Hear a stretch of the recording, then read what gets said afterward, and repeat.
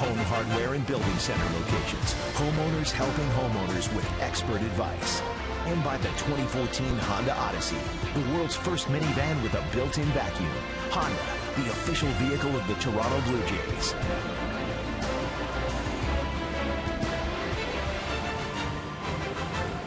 Welcome to Rogers Center. The roof is open at Rogers Center. It's 23 degrees. There were rain showers in the area, and batting practice had the roof closed, but now everybody is excited to see the roof open, especially those two guys, Mike Trout and Mark Trumbo. They have absolutely worn out the Jays in this series. Now it's time for the starting lineups. They're brought to you by Quaker State. Real, durable oil. The Angels have been on a tear on the road. They've won 11 of their last 13 road games. Mike Trout has a lot to do with that. You look at his road batting average, .339. That's second in the major leagues, only to James Loney of the Rays. Right behind him, Mark Trumbo has worn out the Blue Jays all season long. 9 for 24 with 4 homers and 10 RBIs. They're set to take on Jay Happ. 15th start of the season for Jay Happ. He'll be trying to build off his last outing. That was against Minnesota, who went 5 2/3 innings. And in that game, he just gave up 1 unearned run, kept the ball down. This is downstairs with the first pitch to Colin Cowgill. Cowgill did not start in last night's game.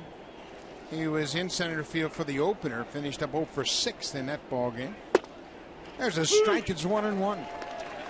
That's what he was concentrating on doing in that game, Jay Happ. Just keep the ball down in the strike zone. He had 7 ground ball outs. The win snapped a 3-game losing streak for Jay Happ.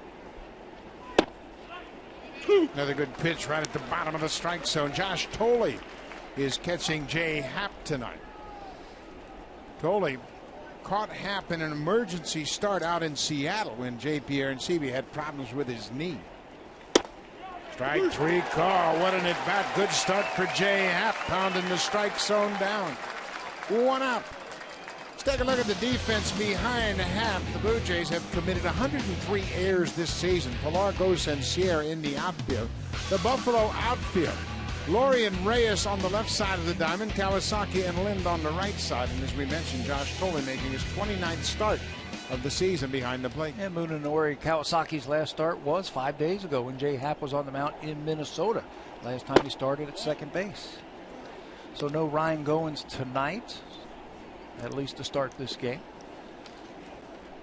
Just an opportunity to get Kawasaki back into some action. Goins has played very well. Well, this is the one thing Jay Happ's going to have to do to be successful and pitch deeper into ball games is work down in the zone. He's been battling that, and it creates such a positive angle for him. Tell you what, you're not going to get injured. You're not going to get hurt when you get that ball down in the strike zone. His fastball's pretty straight.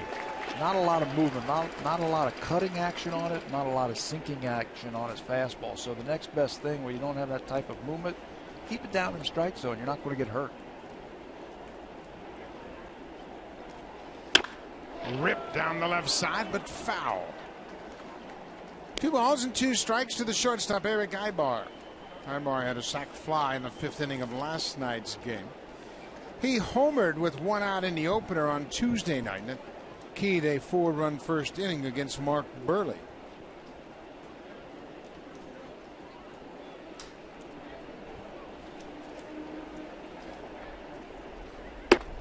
Upstairs. Mentioned Happ making that start in Seattle. He went just 4 innings and he was staked to an early lead. But that was his first start after coming back from that line drive to his head. Made that start on August 7th in Seattle. Another foul ball down the left side. Of course, next year, everybody is wondering what the rotation is going to look like next year. And everybody is basically auditioning for a spot. Save Mark Burley and R.A. Dickey, you've got to figure they're going to be in the rotation for sure. But I think everybody else is battling for those next 3 spots. Foul back. Open auditions in the month of September. I'll tell you what, strap it on after this series right here, because you're going to be playing the pennant contenders in the American League East, and you can open up a lot of eyes if you get the ball and pitch well against those teams. Ricky Romero wants to be mentioned. Dustin McGowan has voiced his thoughts about wanting to return to the starting rotation. But after this game, the price of poker goes up for the Blue Jays. Foul back off the mask of Josh Tolley. Baltimore Orioles will be in town starting tomorrow night, a 3-game series. Then the Blue Jays will have Monday off, and then the Yankees are in for the final time, 3 games to wrap up the homestand. There's Mike Trout on deck. Blue Jays will not win, obviously, the division, but they'll have a lot to say about who will get to the playoffs out of the American League East. Here's the 3-2 pitch. Another foul off. This is the one thing that Happ has had problems with, making good pitches and not being able to resolve the at-bat. He's working to Ibar and making some tough pitches, but already he's thrown 13 pitches in this inning. I think that goes back to what I was talking about, his fastball being straight. He just doesn't have a pitch, a sinker or a cutter that can get off of the barrel. So a straight fastball, if it's a good pitch, and he's made some good pitches, you can see it there off the plate. A little bit easier for the hitter to foul that ball off. Ball is hit into center field. Anthony Gose ranging to his left. Makes the catch. 2 down. Well, that'll bring the big guns to the plate. Mike Trout will bat with 2 outs. He scored 4 runs, walked 3 times in the series. Josh Hamilton 6 for 8 with 4 RBIs, and big Mark Trumbo 6 for 8 in the series. He has scored 6 runs and hit 2 home runs. It's been a great combination in the middle lineup for Mike Scioscia in this series. Going to have to figure out how to get these guys out. The problem that they pose is they all have great strike zone awareness, and they can all leave the yard with a mistake. Tough combination for sure. Mike Trout leads the majors with 180 hits. Mark Trumbo has 93 ribbies. He's batting 4th. Last night, Trout scored his 100th run of the season and 101st, becoming the 3rd Angel with back-to-back 100 runs scored in the season. Just the 3rd time that's happened in franchise history. Don Baylor and Troy Gloss, the only other 2 Angels that have scored 100 runs in back-to-back seasons. All before his 22nd year-old season. How about that? Jay Happ gets him to swing through a pitch. 2-2. Yeah, he won't offer at pitches right off the plate. He's very patient. 44 walks in his last 41 games. You don't throw him a strike, he'll take his walks. Strike 3 called, top of the strike zone. Good start for Jay Happ. He retires the side in order with a couple of strikeouts. It'll be Reyes leading things off when we come back.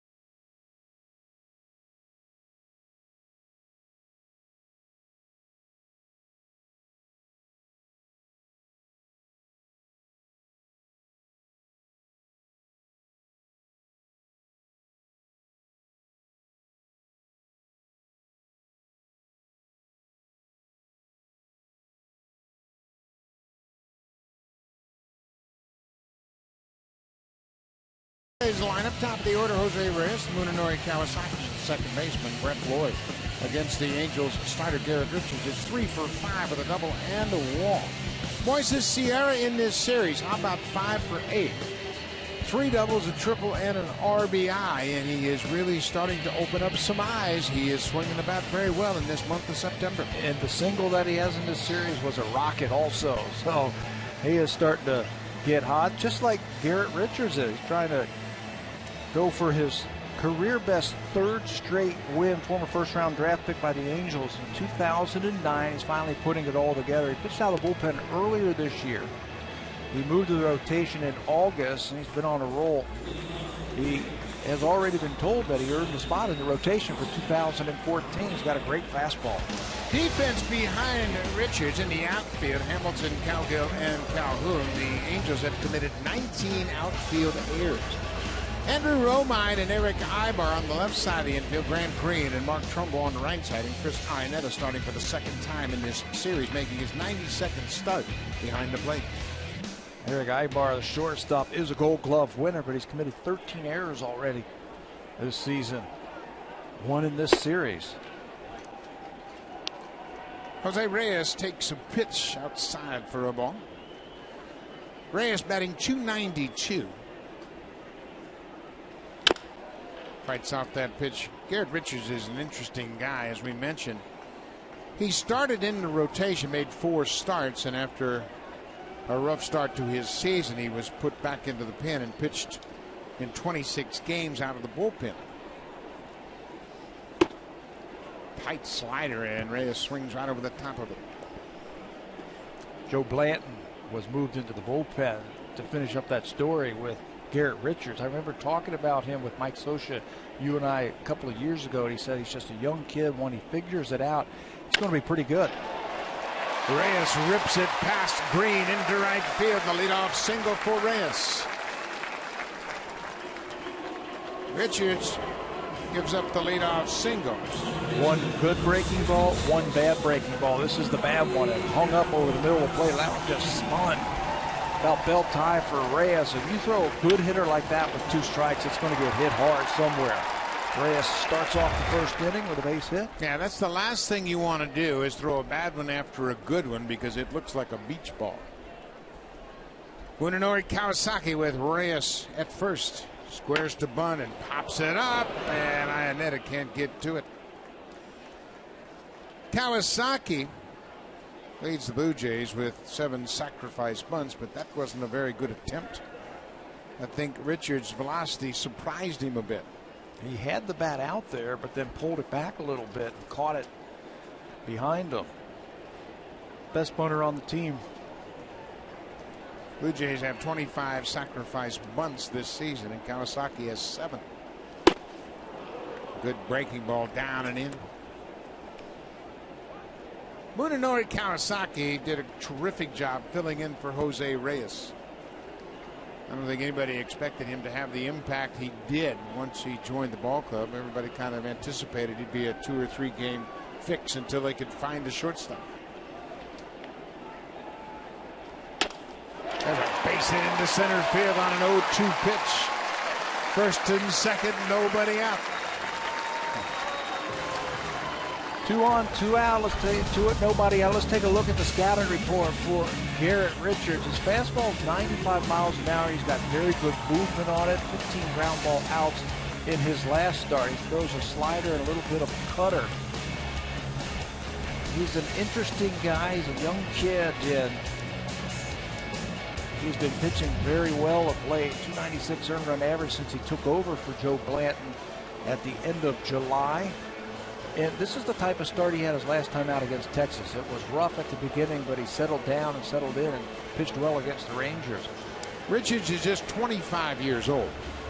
So Mike Butcher, the pitching coach, after back-to-back singles starts game, felt it was time to go out and help calm down his young righty. So Brett Lawrie, we mentioned Laurie's good numbers against Richards. He's 3 for 5 with a double. Nobody out.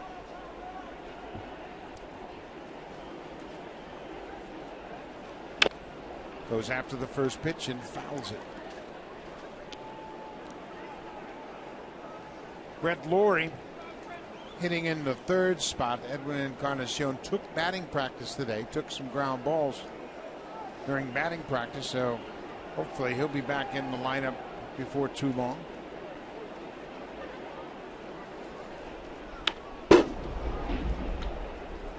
Or he went after a hanger upstairs, and I don't mind that one bit. You see his spinning breaking ball up in the zone. It's a very hittable pitch, and he went after it.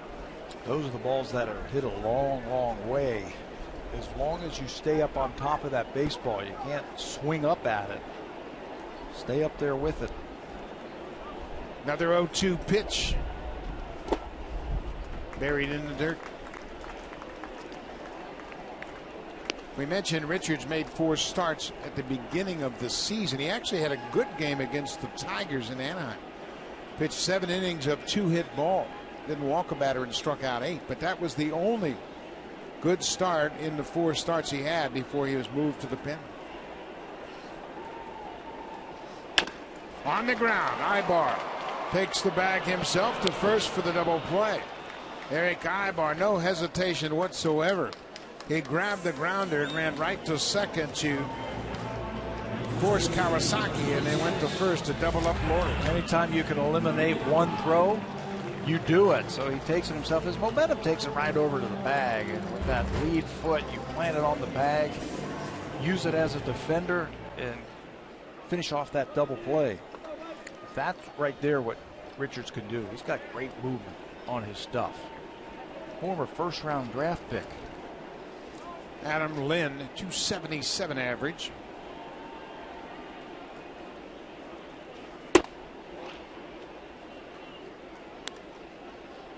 Very promising start to the inning for the Blue Jays. Now Lynn's going to have to deliver against Richards with 2 outs.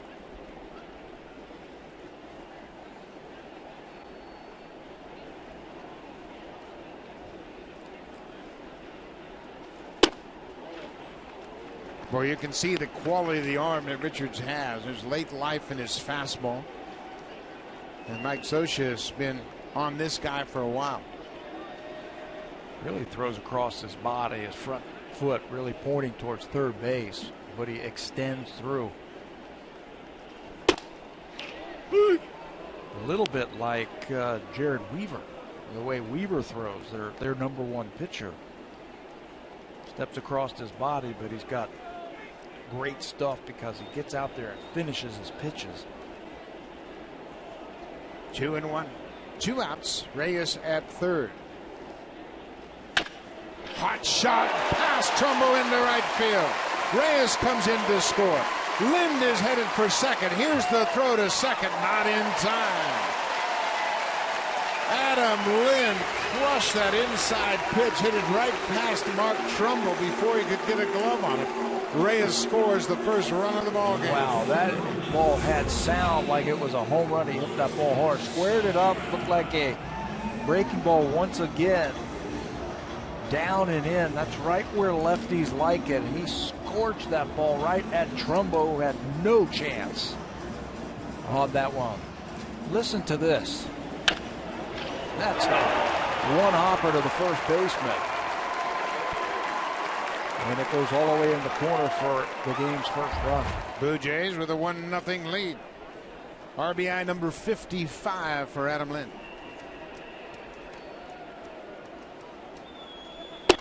In the American League, it is very difficult to throw middle of the order hitters breaking balls in the zone with 2 strikes. They better be strike to ball breaking balls because they're short with 2 strikes and they'll put a hurting on you. Well, we have seen that a lot in our time together here. Good big league hitters. Now that one right there is the example of what you were just talking about. That looked about 3/4 of the way towards home plate like it was going to be a strike. And by the time it got there, it was out of the strike zone. That's the strike to ball breaking ball. But those 2 strike breaking balls in the zone get hammered. 0-2. Richards has been here a lot already in this inning. Check swing the appeal to Mike Everett, and he says no swing. He isn't pitching poorly. He just hasn't been able to finish off the hitters. He got Reyes behind, 2 strikes, Kawasaki, Laurie, Lind, and now Sierra, and he just hasn't been able to finish them off.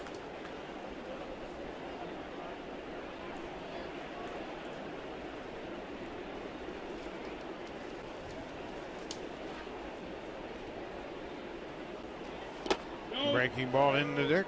Sierra's been impressive, and of course we talked about him in the Open, how he has done such a great job in the month of September, hitting the ball with authority. He has 9 doubles, a triple, and a home run in this call-up period. He has been impressive. Just made some adjustments. They're trying to balance him at home plate when he's getting ready. Before, he was too much on his back leg, so his first movement was straightforward. Now he looks a little bit more balanced. Fights that pitch on. Well, he's getting better too, and that's what you want to see from a young player, that he is making progress, getting better. The numbers tell it. Last year in 49 games, he hit 224. This year in 19, he's up to 291, and he's already topped his extra base hit total from last year. That's the kind of improvement you want to see. 2 balls and 2 strikes. Lind at second with 2 outs. There's a breaking ball out of the zone that finishes the at bat and ends the inning. The Blue Jays score a run on 3 hits. Adam Lind ripped an RBI double past the first baseman to put the Jays up 1-0.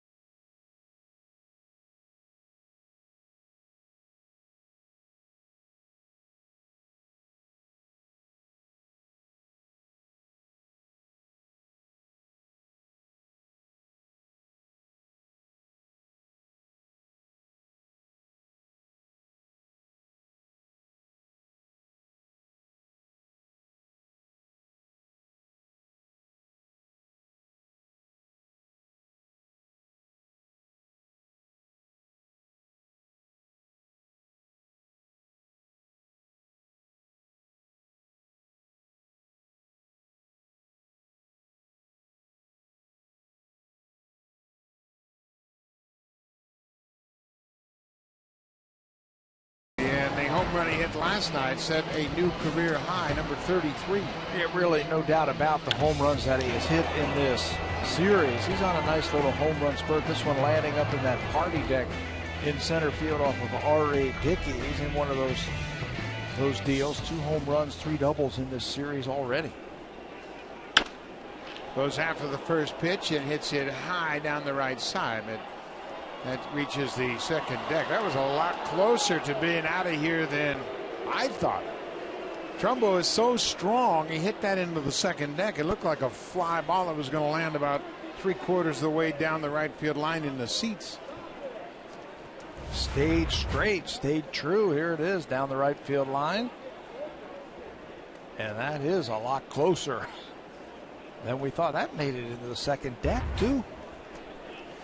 Big, strong guy. 33 home runs. That's a new career high. That high fastball will give him problems. Trumbo hit 32 last year, and he's improved on that. Now his goal is to reach that 100 RBI plateau.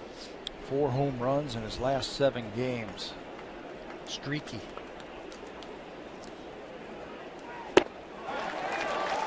Good breaking ball, and Trumbo strikes out. That's 3 strikeouts already for Jay Happ. Another example of a ball that starts in the zone and breaks out of it. That's a good curveball right there. Look at the tight rotation and the tight spin. The whole key right there for Jay Happ is he really got on top of that ball. Gave it a good twist. Good spin on it. Josh Hamilton in left field goes after the first pitch. Anthony Ghost got a good jump, makes an easy play of it. 1 pitch to record the second out of the inning.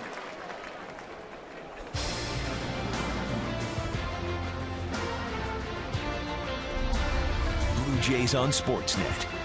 Brought to you by the 2014 Honda Odyssey, the world's first minivan with a built-in vacuum. Honda, the official vehicle of the Toronto Blue Jays.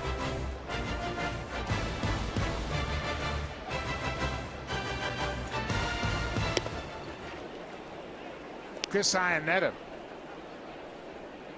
bats with 2 outs. Iannetta had a good series. Not starting last night's game.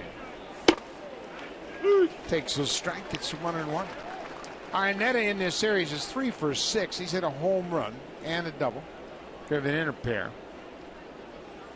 That home run might have been the highest home run that I've ever seen hit. Looked like a pop-up. Just kept going down the left field line. One of the highest home runs hit all season long. I mean, it did look like a pop-up. Rajay Davis just kept going back and back and back and ran out of room. 1-2. It's been a disappointing season so far for Iannetta, and he admits that 9 home runs, 35 RBIs, and just under 300 at bats. But he feels like he's starting to get it together. So I just want to go up there and hit the ball hard somewhere. Over his last 8 games, he's hit 385 with 3 homers. So it is starting to pick up a bit. He hit 205 through the end of July. Full count. Happ walks him with 2 outs. First Angel to reach. So that'll bring Cole Calhoun to the plate. Calhoun is a lefty hitter that thrives on lefty pitching. So don't think you're getting a favorable matchup by pitching to Cole Calhoun. He has hit well against lefties, batting .391. Just 100 points higher than his overall average. Ryder was asking Mike Scioscia that the other day about this young player. Are you going to play him against lefties? And he said, check the numbers. See what he hit in the minor leagues against left-handers, and he has handled them. Over 400. So, yeah. Going to play against everybody. He's going to play against everybody. Managers are funny that way, you know. They see somebody doing well, chances are they're going to put him back in the lineup. There's a good rip that fouls it straight back. Calhoun has an RBI in 14 of his last 15 starts. Now listen to this. He's the first Angel ever to accomplish that. And there have been a lot of good Angel hitters over the years, but Calhoun is the first to have 14 an RBI in 14 of his last 15 starts.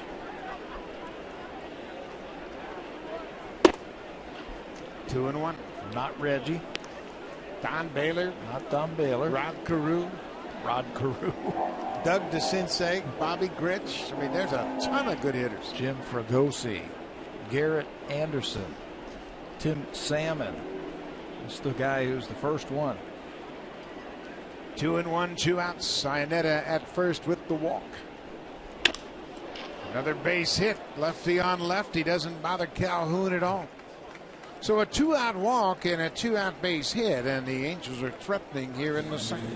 This Angels team has beaten David Price recently. They've beaten Derek Holland. They also beat Mark Burley the other day. All quality left-handers. Calhoun played against them. Look how he stays in on that ball down and away. Head right behind the bat.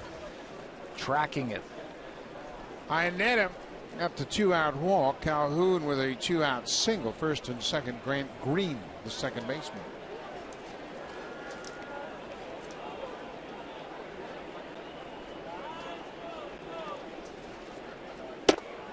First pitch strike. Green making his 30th start at second base tonight. He's got 10 ribbies in his last 22 games. You saw his season numbers combined with Oakland and the Angels. Now it's interesting to watch the location of these pitches. We mentioned in the first inning, when Happ went 3 up, 3 down with a couple of strikeouts, he was down at the bottom of the strike zone. Look where they are now. And what's frustrating, got the first 2 batters pretty quickly. There's a base hit into center. Ionetta's coming around third. He's going to score. Ghost throws the ball back into second. And the Angels, with 2 outs, have tied it up. A 2-out walk comes in to score as Chris Ionetta ties the game at 1-all. You know, that's the frustrating part. He struck out Trumbo quickly. He got Josh Hamilton to swing at the first pitch and make an out. So it looks like it's going to be a quick inning. Very few pitches, but there's a breaking ball right down the middle. And from 2 outs, nobody on, to a run in and 2 on. Andrew Romine, batting right-handed. He is listed as a left-handed hitter, but he has been a switch hitter in the past. This year, when he went back to AAA, he decided to resume hitting as a switch hitter. His father, Kevin Romine, was an outfielder with the Red Sox, and he always encouraged Andrew to hit as a switch hitter. But he gave it up for a while, but he has picked it back up now. He is switch hitting once again.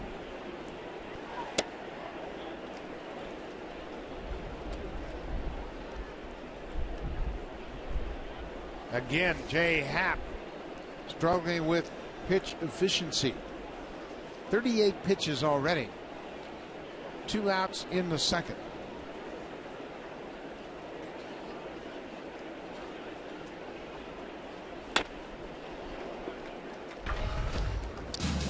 Take a look at the scouting report for Jay Happ. You're going to see a lot of fastballs. And if you're the Blue Jays, you're going to hope that those balls are down in the strike zone. Change-up, curveball, slider, he'll use those in those increments right there. Change-up, curveball hitting under 200 against them. But I think the whole key for Jay is just use those pitches, but just get them down in the strike zone. When you do that, you're going to be fine. Just like he was against Minnesota. Pitched into the 6th inning. Kept the ball down. Grant Green at first base. He had an RBI single. He tied it up with his base hit to center field. Cole Calhoun's at third. He had a 2-out single to the left. 1-1 ball game. Fouled at the plate.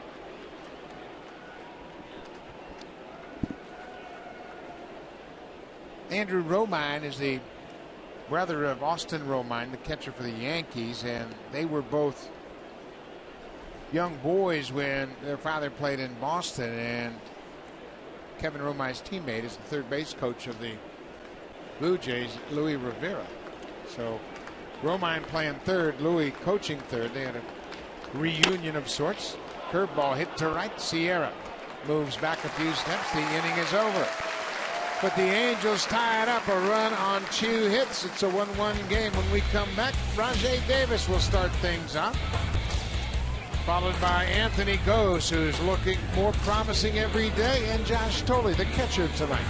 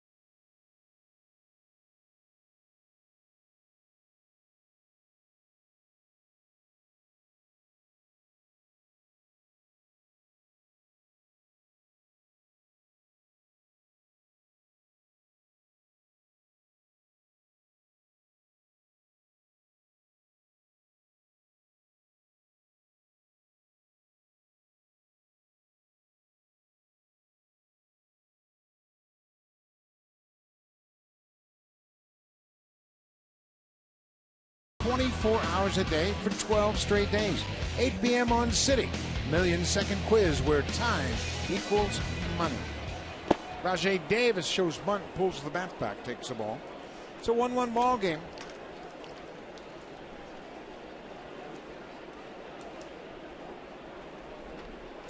Davis is the DH tonight. Hits one into center field. Cowgill got a late break, but recovers in time to make the catch. One down. Fans, it's time for a BlackBerry sneak peek stat of the game, brought to you by the new BlackBerry Z10 and Q10, built to keep you moving. With young pitchers, sometimes it's better to learn their craft in the bullpen, and that's where Garrett Richards was for the most part in the first half. His ERA was just under 5. Well, in the second half, since he has moved into the starting rotation, it's been much better. He's got good action on his fastball. He uses his breaking ball. In his last game against Texas, he was talking after the game saying, got to keep it simple. Hit the bottom of the strike zone, throw strikes with my off-speed pitches. You do that with his slider, and it's been much better lately. You're going to have the results that you're seeing from this young starter. Anthony Gose with a ball and a strike, and you're right. I think you keep it simple, and you have a chance to have some quick innings. Oftentimes, young pitchers give hitters way too much credit. He made 26 appearances out of the pen. And I think you're right. You can really pick and choose the appearances and kind of manage how you use him and what kind of situations you put him in, and can prop him up for success. And that's exactly what Mike Scioscia did in the first half. He made those 4 starts in April, like you were talking about, with not a lot of success. So they put him in the pen, and they worked with him. They worked with everything. And they flip-flopped he and Joe Blanton in July, moved Blanton into the bullpen as a long man, Richards as a starter. And he's pitched great. Well, you can see he's got a good arm.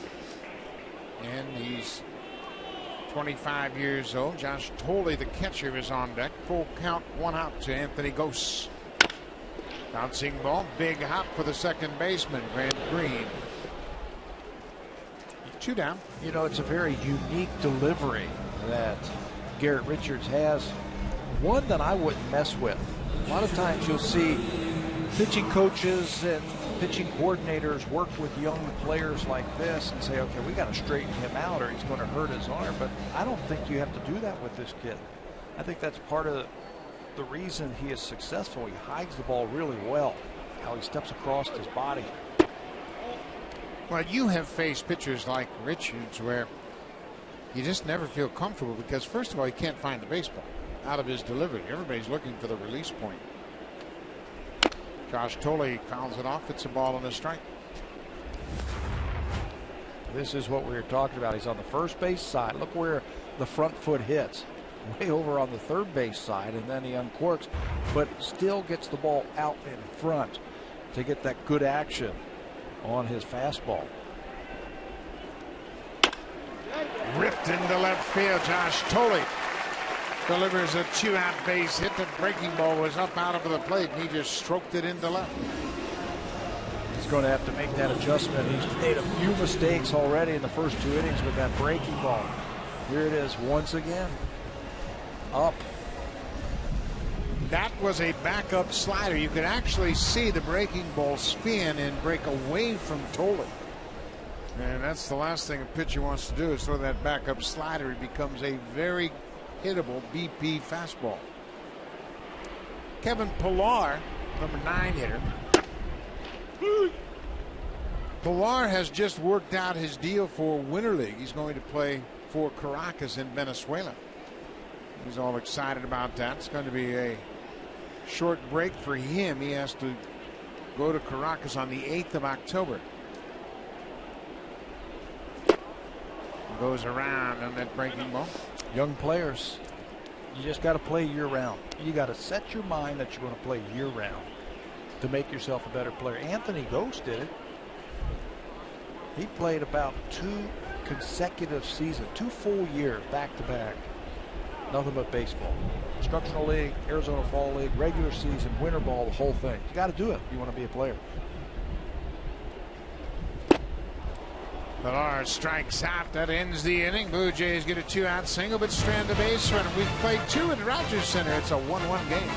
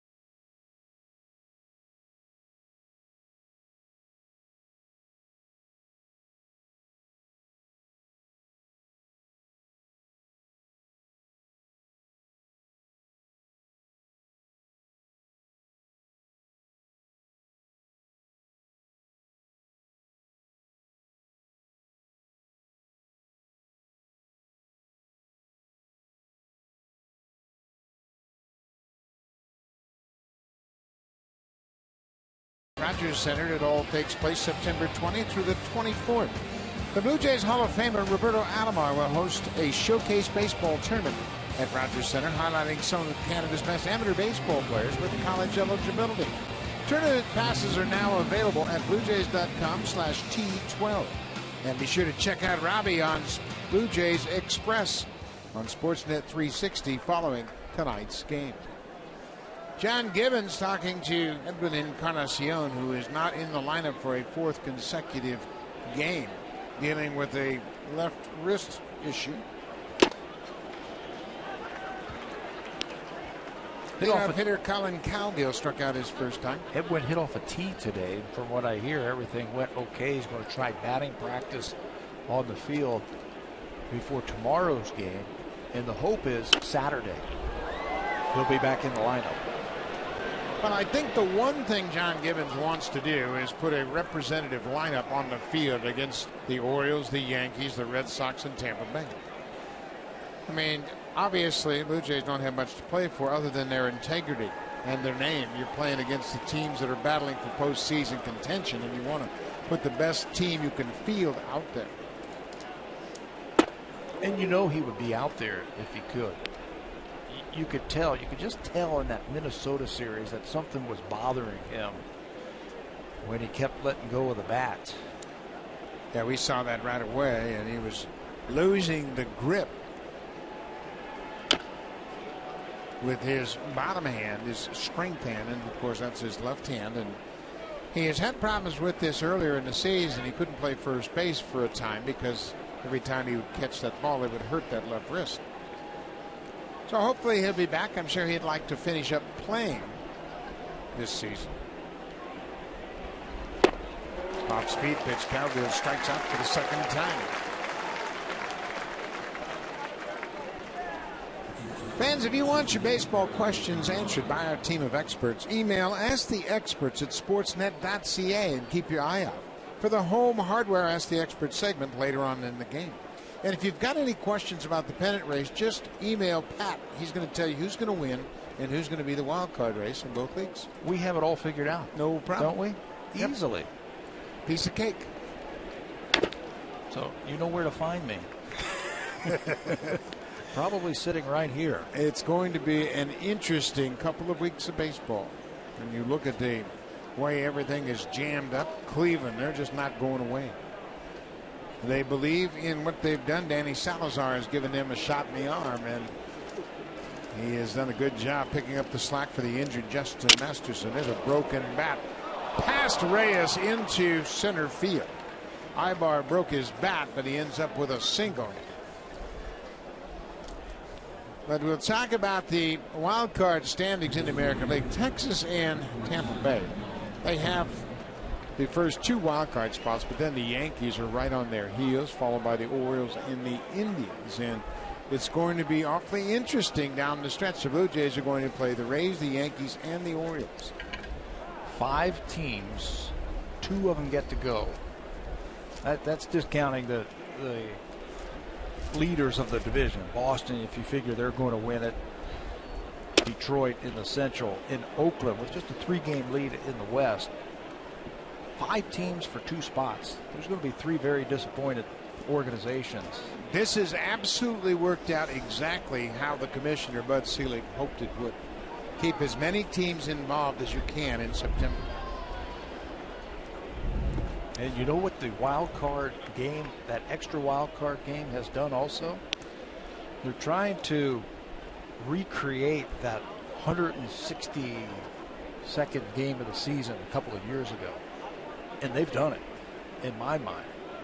That last day of the season 2 years ago was incredible. With Tampa Bay winning, beating the Yankees, and going into the postseason. Baltimore is an interesting team. They are 28-30 against the American League East, but they're the only team in the East that has a winning record against the Red Sox. So that's kind of interesting, and their pitchers are pitching very well right now. They have had 4 consecutive 10 strikeout games.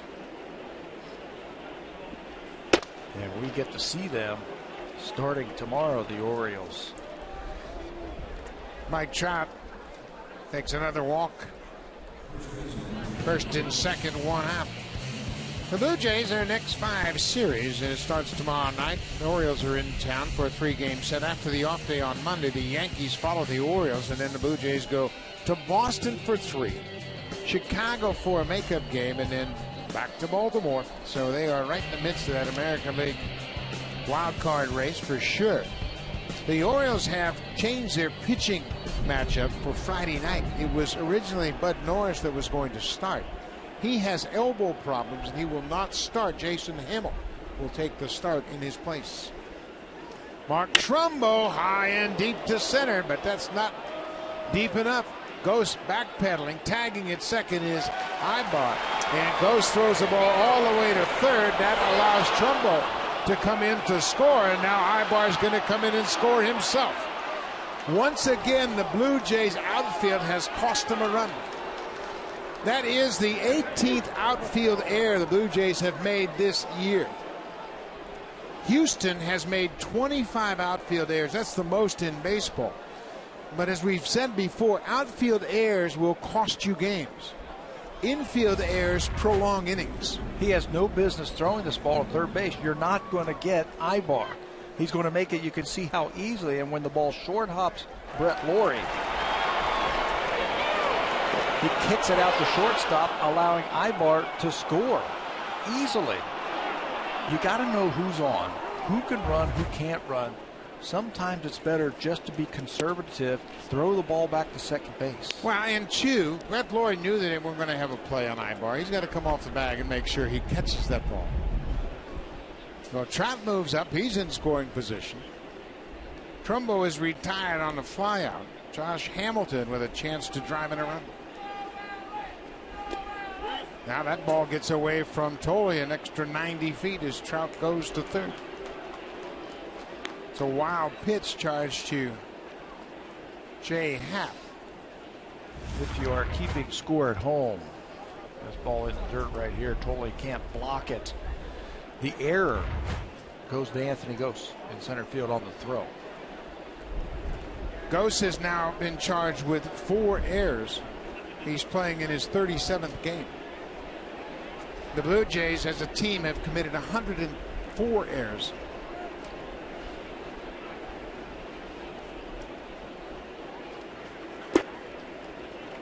Once again, you just got to know the situation. You got a good runner in Ibar. Give him third. Keep Trout from scoring position. Keep him at first. And that deep in the outfield, you're not going to throw many base runners on. I don't care how good your arm is. You know, that's where you're going to get some help from your guys on your corner there and your shortstop, telling you where to throw the ball. it looked to me like Reyes was set up for a cutoff to second base. That was the play. But the corner outfielders have to be the eyes of the center fielder to tell him, hey, you're deep, you're not going to throw him out, and they tell him where to throw the ball. Yeah. And you played in the outfield, and you can remember your wingers saying second, second, second. But you can see he loads up and throws a high rainbow throw. And there's Reyes right there, ready for the cutoff to second. But it goes into third, and it cost the Blue Jays a run. Hamilton fouls off the breaking ball.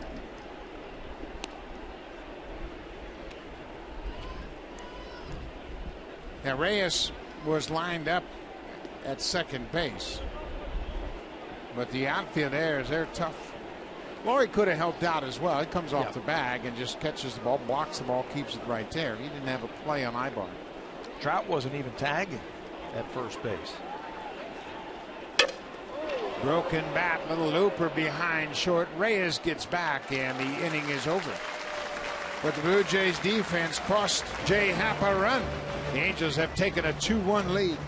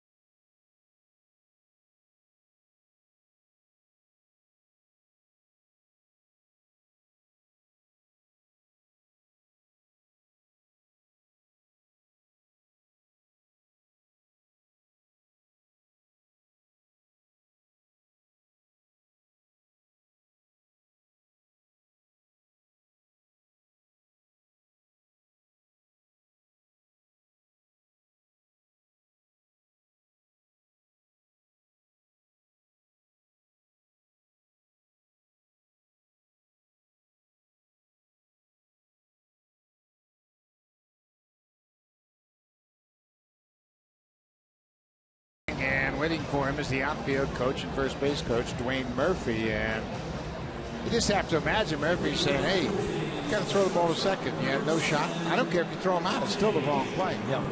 Early in the ball game like this, third inning, you just can't give those extra 90 feet away as often as the Blue Jays have. And it's about with young players. You see Mark DeRosa going over there to talk to him. Same with Jose Bautista, veterans.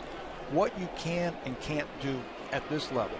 Maybe in the minor leagues, you can get that guy. Jose Reyes has just gone deep. We are tied up.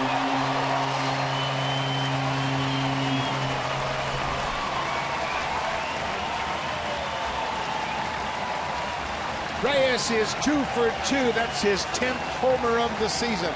That didn't take long, and it looked like another breaking ball. Reyes spreads out and creates such bat speed with that swing. Cutter down. Quick bat, plenty of power. You can see how spread out he is. You try hitting like that, I don't know where he creates that type of bat speed. But the ball jumps off his bat. We're tied again. He's got great hands. Home run number 10. It's a 2-2 ball game.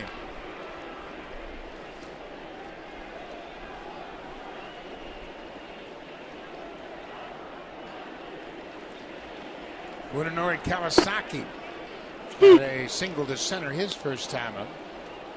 It's the first time we've seen that curveball from Richards. 0-2. Well, that's what makes that run that we just gave him last inning hurt just a little bit more. Yeah.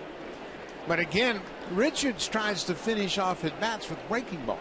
And he's got a great fastball.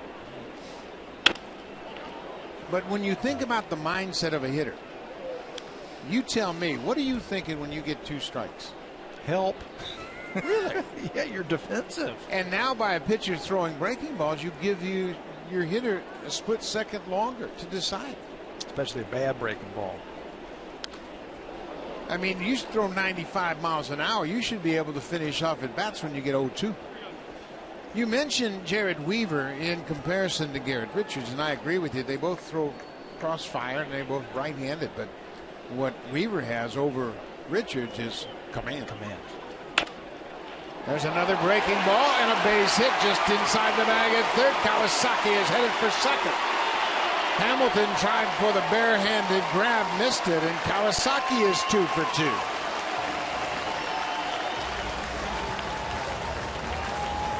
Fifth double of the season for Munenori Kawasaki. Just inside the line at third. Curveball. He goes back to the same pitch he got strike 2 with. This time Kawasaki just slaps it right over the bag. Looked like it was tipped by Romine. Slowed it down a little bit. Extra base hit for Kawasaki. 5th double. Phil Hughes did exactly the same thing to Kawasaki. He overpowered him with fastballs, threw him a great curveball, and Munenori hit a triple. He's just giving him a chance to catch up. What do pitchers talk about with hitters like Kawasaki? Slider speed bat. Yep. Knocked the ball, the bat out of his hand. With a good fastball. With a good fastball. Your defense is playing him over that way. Brett Lawrie. He gets a breaking ball and fouls it down the side. Trumbo is going to get there and make the catch, and Kawasaki has to hold his ground. 1 out. Save during the plumbing, heating, and electrical expert sale only at Home Hardware and Building Center locations. Homeowners helping homeowners with expert advice.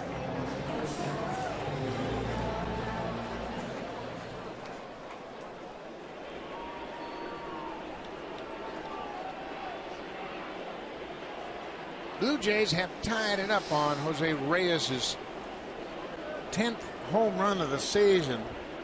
A shot to right field.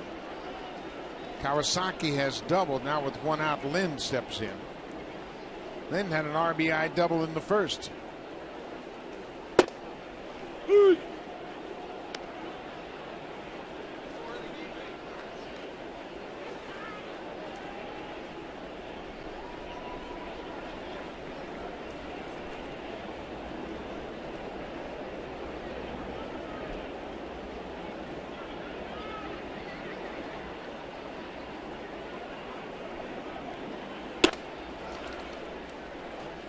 All of a sudden, Richards is going to his second and third pitches, slider, then a curveball. I mean, if you've got the fastball Garrett Richards says, Mike Scioscia's got to be sitting there thinking, what's going on, boys? Pitching coach Mike Butcher saying, man, you got a big arm. What happened to the fastball? Another breaking ball hammered into center. Cowgill makes a diving catch, and Kawasaki has to stay put at second. Well, first of all, I'm thinking first base is open, and Adam Lind hit a bullet off of him last time. So I'm thinking he's going to throw pitches that he has the most control with because he doesn't want to make a mistake. Well, he makes a mistake, but he's bailed out by center fielder Cowgill with a great jump and a catch just before that ball hits the turf. Or that would have been another run. Lind has hit it hard twice tonight. Moises Sierra struck out on a breaking ball his first time up.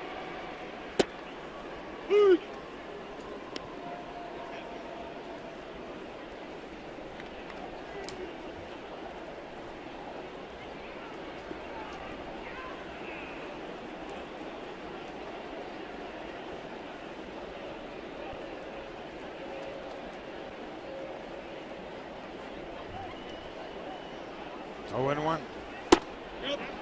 He went around 94 down and away. That is a hard pitch to hit. A 94-mile-an-hour fastball with movement, plus a crossfire delivery, making it tough on the righties. Got a good arm. You could see why he was a #1 pick. In fact, he was compensation for that team losing Francisco Rodriguez, an extra draft pick. Breaking ball drilled to left field, and that's past Hamilton. Kawasaki comes in to score. Sierra is going to end up with yet another double. His 10th double of the season. You know what? If you're the Blue Jays right now, you're saying thank you very much. 0-2. Another hanger. Mike Butcher got to be sitting over there thinking, what's going on? This is an 0-2 pitch. Hanger. Ripped to left field. How many line drives have they hit off breaking ball this inning? Lind ripped one that was caught on a diving catch by Cowgill in center. Kawasaki got one just inside the bag at third. Reyes may have hit a fastball. That started the inning. But you can't allow one swing to take you off your best pitch. Yeah. And I think it has. Rajay Davis with Sierra at second.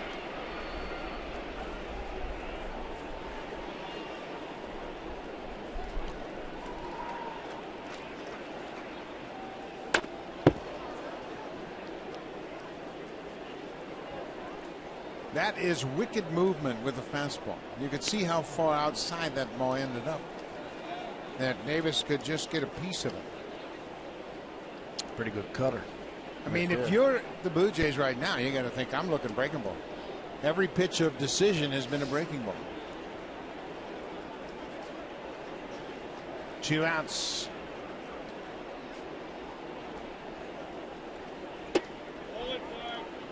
That was a hanging breaking ball.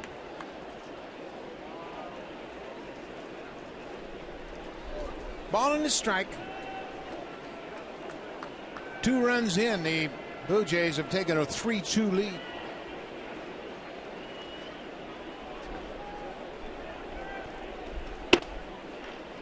Another breaking ball. It's very interesting for a guy who's got that kind of arm with that kind of movement. If indeed the pitch to Reyes spooked him and he got away from his fastball, that's a big mistake.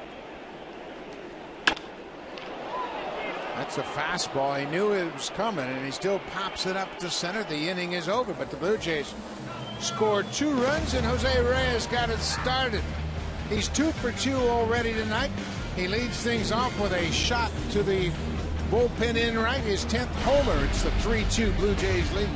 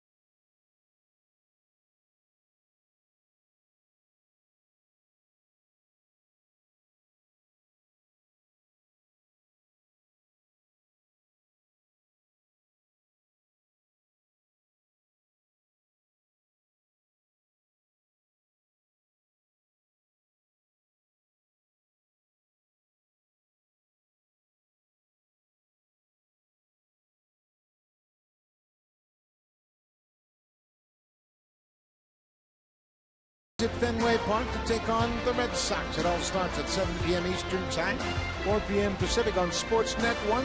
John Lackey will go to the mound for the Red Sox. The Yankees haven't made the announcement of who they'll start in that opener.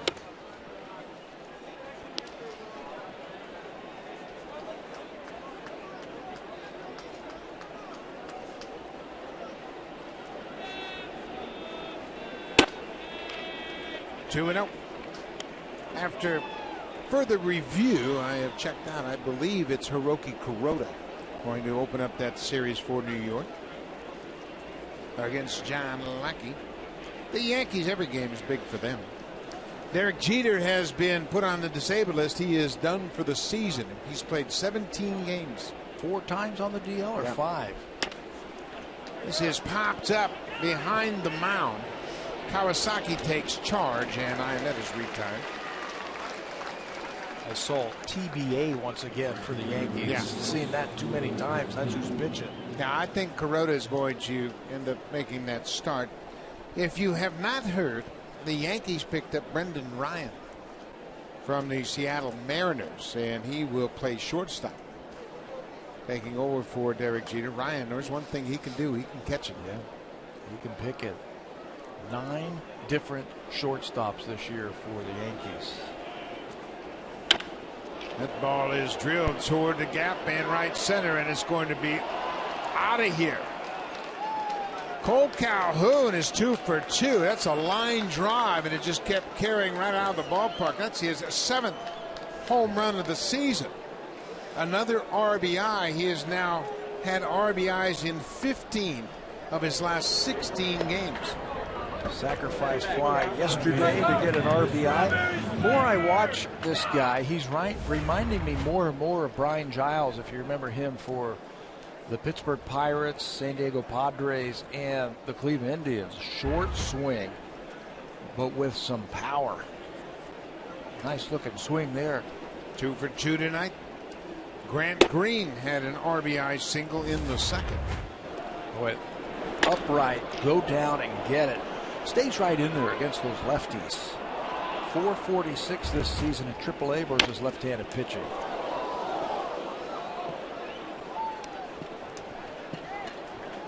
So this looks like one of those nights. Yep. Not a lot of zeros. The last at bat wins.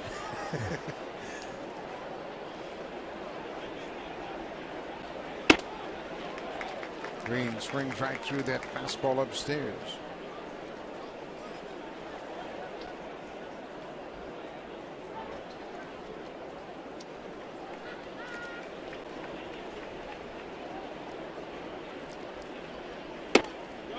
Did he go around? No, says Mike Everett down at first.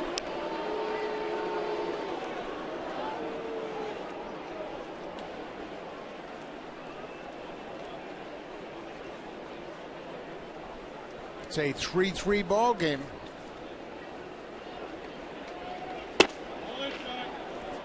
Just inside.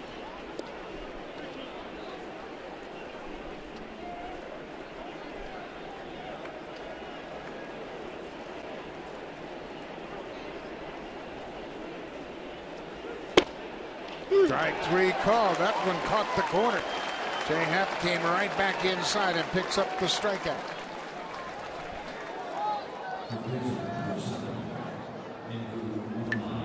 Save during the plumbing, heating, and electrical expert sale only at Home Hardware and Building Center locations. Homeowners helping homeowners with expert advice.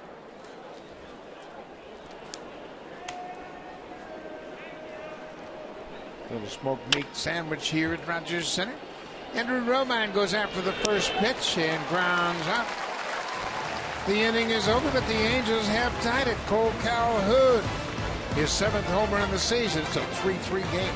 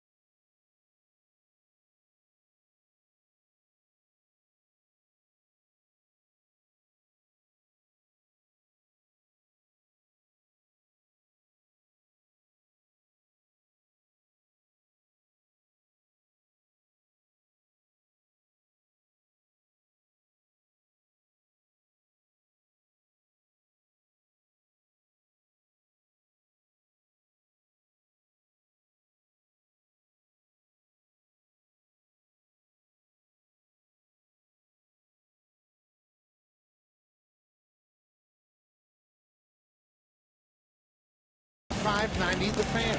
Win a trip for four to Toronto to see the Blue Jays take on the Tampa Bay Rays September 28th and 29th. The prize includes airfare, hotel, and the chance to throw out the first pitch at a Blue Jays game.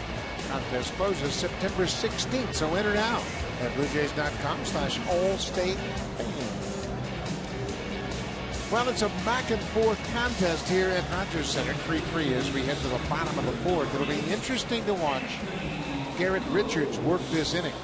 When he got back to the dugout after the last half inning, Mike Butcher was there, the pitching coach. Jared Weaver came over to listen in. C.J. Wilson, last night's starter, the pitching staff was over there, and Mike Butcher was having a conversation about Garrett Richards and his approach tonight. Well, it's the bottom three in the order. It's got to be all fastballs, doesn't it? There's a sinking fastball, one pitch, one out. Let's check in with Jamie Campbell. He's got an update.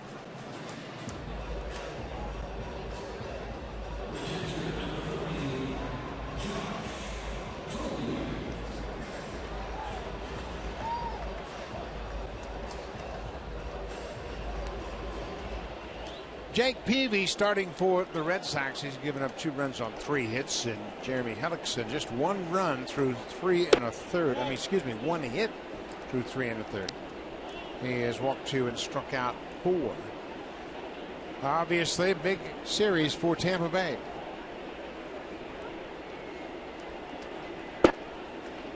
Josh Tolley takes a strike. It's 1-1. Big series. Big couple of weeks for Tampa Bay. Tampa Bay is the only contending team that does not have an off day the rest of the way. But you know what? They're a young team. I think they would just as soon continue to play. Don't take any days off. Well, if that pitching gets on a roll, you never want to take a day off. And that's a team that can do that because of the good starting pitching that they have. There's a fastball, and you saw what happened. It was 93 miles an hour until they got tied up. Tampa Bay will finish up with the Red Sox tonight. Then they go to Minnesota to take on the Twins over the weekend. Just a short 3-day trip.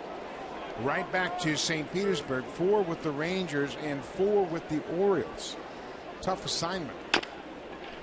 Breaking ball bounced over the mound. Ibar quickly from short makes a heck of a play.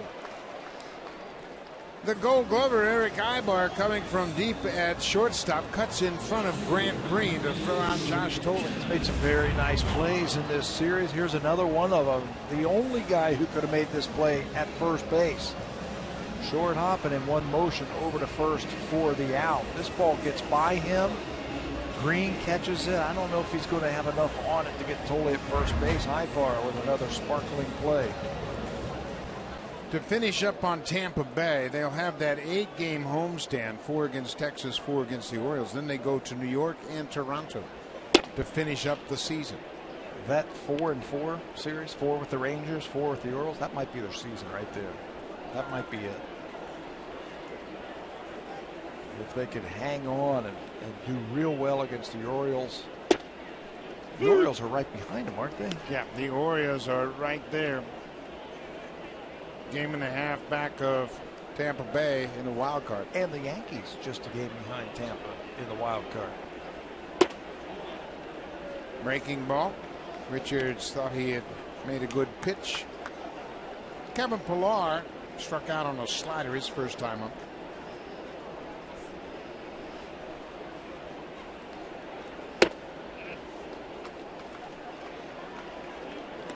Three and one. You know, the one thing that Jared Weaver does, and you mentioned him, is when he gets into these spots right here, he'll throw a BP fastball and just mess up the timing of that hitter. Weak ground ball. Andrew Romine throws out Pillar. How about 3 ground ball outs? 3 up, 3 down. We're headed to the 5th. It's a 3-3 game. Now time for a Blue Jays Central update. Here's Jamie Campbell and Greg Zahn in the Blackberry Broadcast Studio.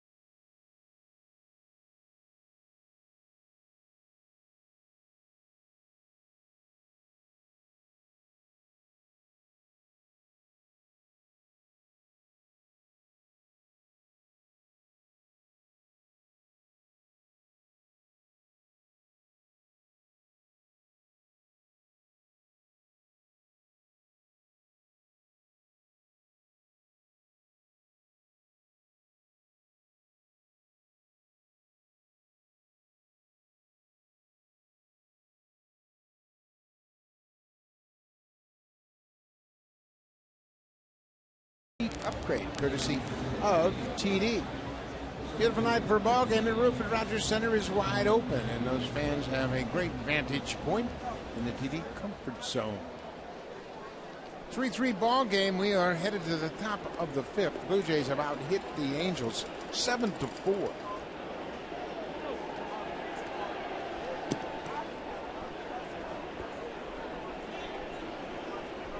Colin Cowgill takes a breaking ball for a strike. Cowgill has struck out twice so far tonight.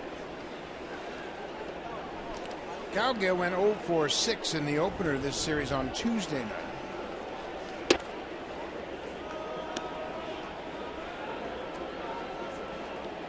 That was the night that the Angels offense exploded. 12 runs on 18 hits in the opener. Cowgill just couldn't add to it. Angels hit 4 home runs on Tuesday night. Trumbo had a solo shot last night, and tonight Cole Calhoun with a home run.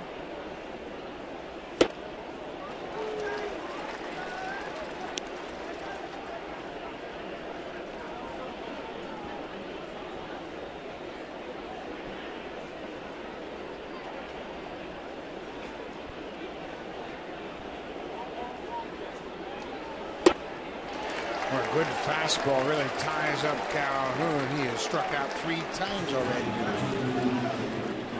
One away, one in the middle, and one on the inside parts.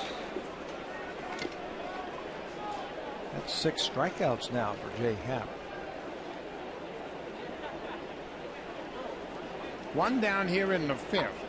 Eric Ibar singled and scored in the third inning. Goes after the first pitch breaking ball and fouls it off.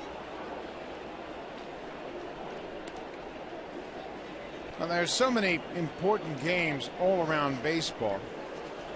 Pittsburgh leading the Cubs 2-1 in Pittsburgh. And of course, they're battling with the St. Louis Cardinals for that title in the NL Central. Pittsburgh a game back. Cardinals have won 5 straight. Pirates have won 3 in a row. Ball on a strike. Cincinnati right there on their heels. Those are the teams that are battling it out for the postseason. Right now, the way it stands, all 3 of those teams would be in the postseason. Did I read somewhere today that that's never happened before? Right, 3 in the division, yeah. Maybe. There's a possibility that could happen in the American League East as well. In the East. There you go. Twice in one season.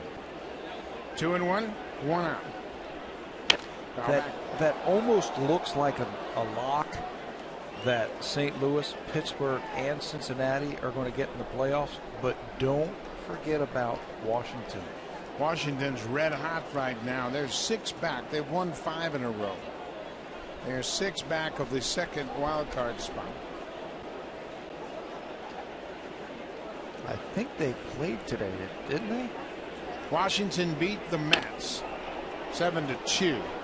So Washington, as we speak, 5.5 games back for that second wild card spot.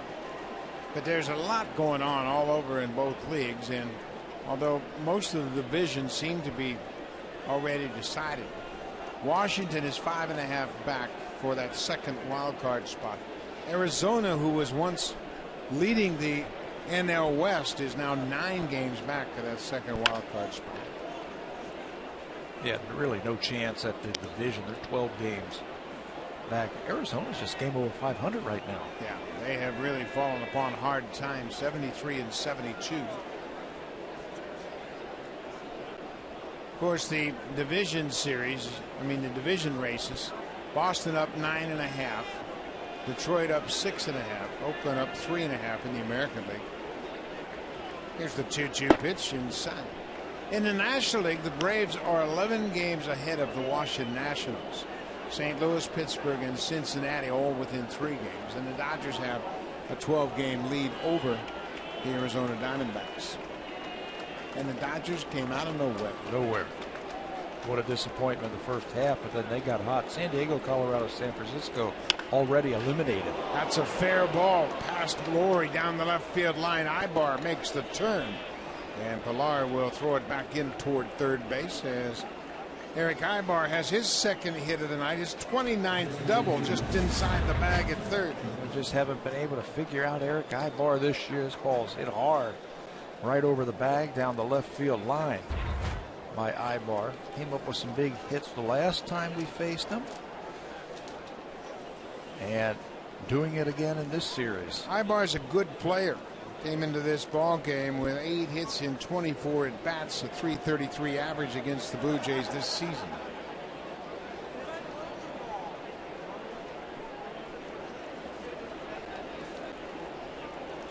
Mike Trout has struck out and walked. Well, you talk about the perfect combination of discipline and power. He's got a good eye, and he knows what he wants to hit. And when you make a mistake, he can hit it a long way. Neil Wagner starts to loosen up in the Blue Jays bullpen.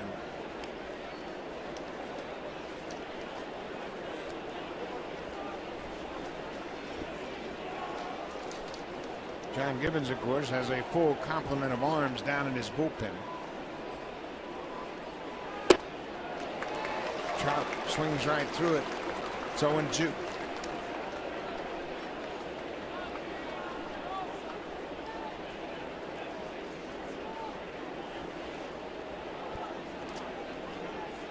Jay Happ's longest outing of the season is 7 innings. Happened in his second start coming off the disabled list on August 12th right here against the Oakland A's. He went 7 innings, allowed just 3 hits and a run.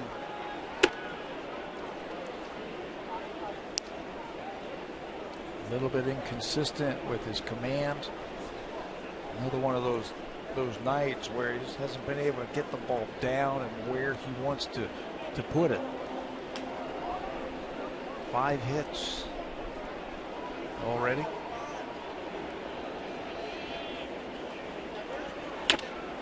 Mike Trout drives this towards center field. That's going to get down and bounce over the wall for a ground rule double.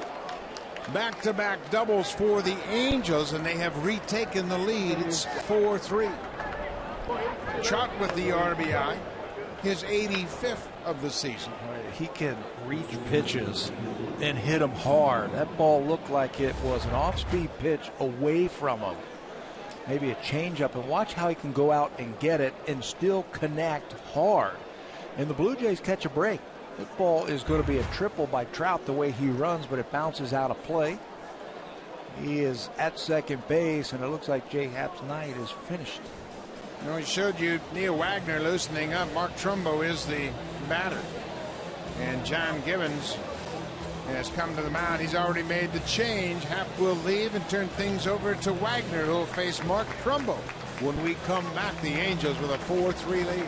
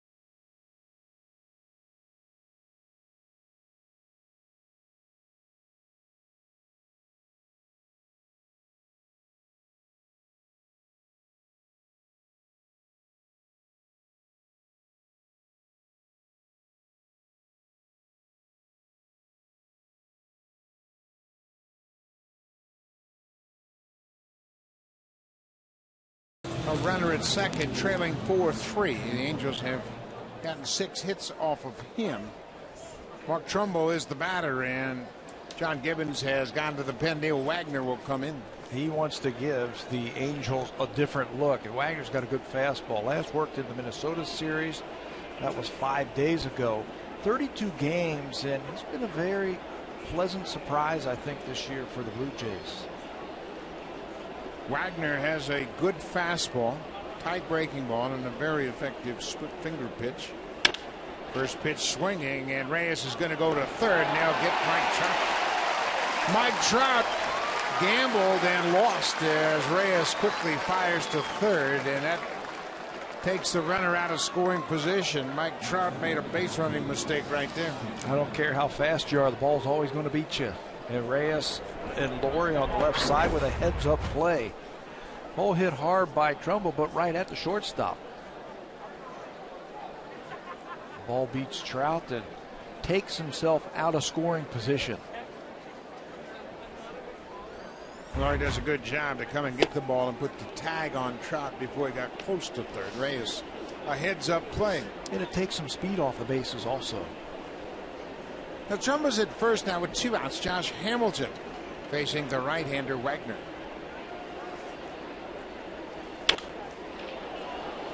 Hamilton's starting to pick things up. Like Ionetta, we spoke of earlier, Hamilton has had a disappointing start to his career in an Angel uniform. Signed a lucrative free agent contract, and he is very talented, obviously, former MVP. Coming into this game tonight, he was 6 for 8 in the series. So far 0 for 2 tonight. Says his timing's much better now than it was early in the year. Starting to square it up, meaning that he's hitting the ball hard. In and out, up and down. Hamilton looking back at the home plate umpire, questioning that last strike call. 2-2, 2 outs. The Angels have added a run. They have scored a single run in each of the last 4 innings.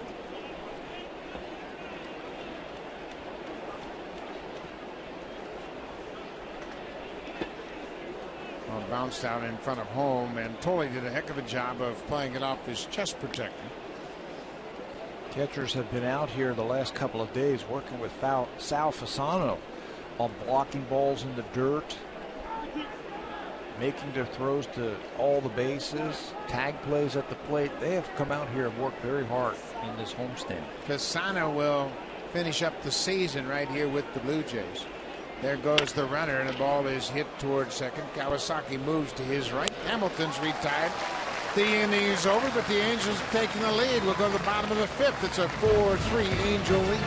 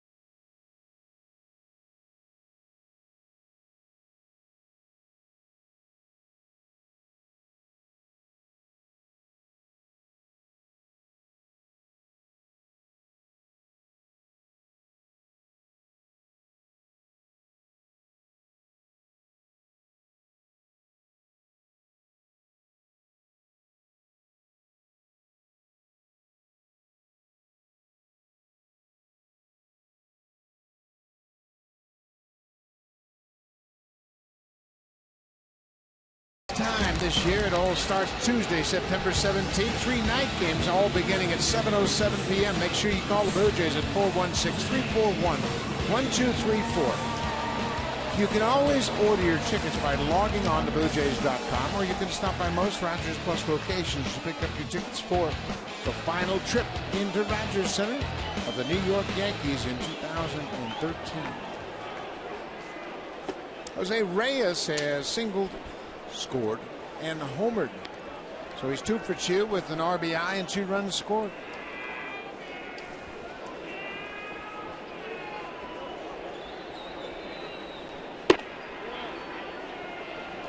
Two and 0.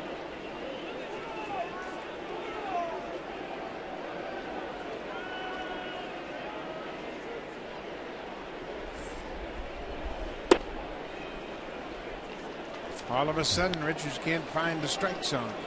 His team has given him the lead a couple of different times, and he hasn't been able to protect it. He's had problems right here with Reyes and Kawasaki.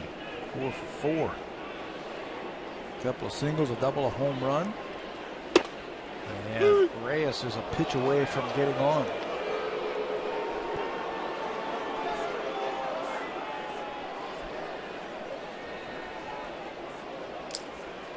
Three and 1.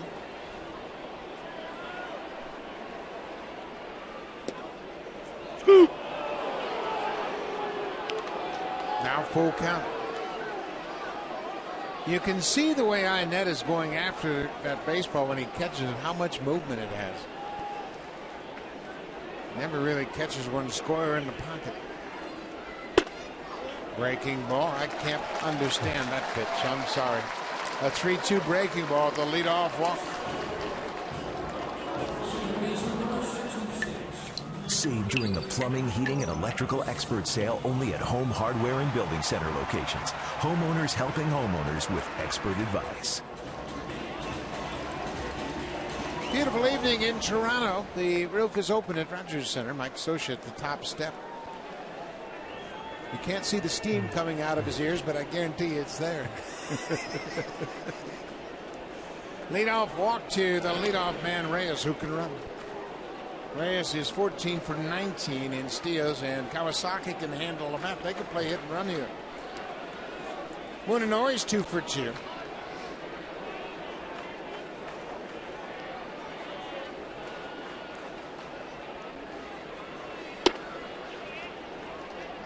And I just want to see Adam Lind hit with a runner in scoring position. He looks very comfortable against Garrett Richards. Get him in the scoring position any way you can. Maybe run him over if you have to. Hit and run. Steal. Make something happen so you're guaranteed Lind hits with a runner in scoring position.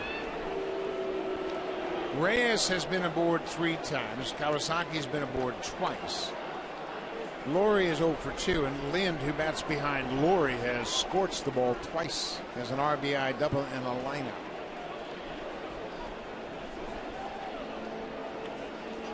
Kawasaki fouls the bunt. Sacrifice. Get that runner in the scoring position for your 3 and 4 hitter. Long look down to the third base coach, make sure he's got the right sign. A little tap to the helmet to remind himself to get the bunt down. Lind is in the hole behind Laurie.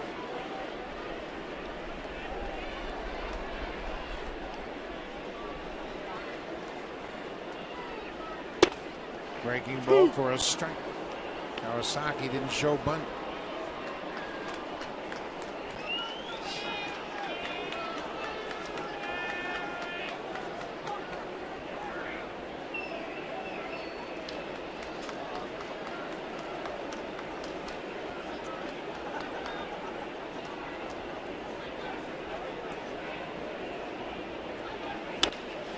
Fly ball, shallow right, long run for Calhoun. He gets there, makes the grab in fair territory.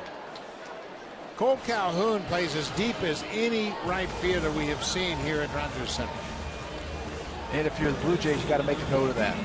Base hit into right field. You can go first and third because he plays so deep. Charges the ball well. but where he starts, it's deep. It's almost to the warning track. Look at that. Look how close he is to the warning track in right field. Yeah, he is out there a long way. Brett Lawrie is 0 for 2. Takes one upstairs. Mentioned Lawrie had a good run against Garrett Richards coming into this game, 3 for 5 against the Angels right-hander.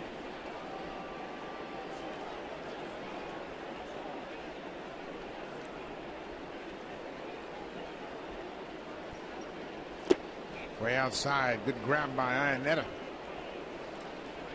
Iannetta was set up and backhanded that ball. It looked like it had a chance to go back to the screen.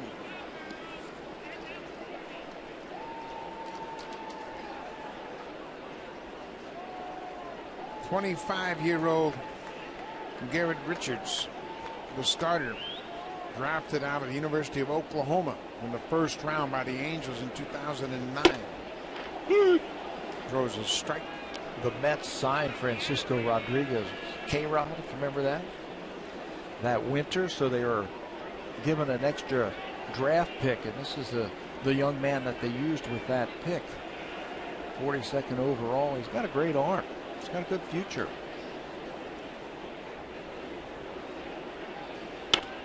Or he fouls it back. A nice grab by a fan who reached over the second deck railing and made a barehanded catch. That's why you heard the applause from the crowd. Garrett Richards last year had a 4-3 record with a save. He pitched in 30 games and made 9 starts for the Angels.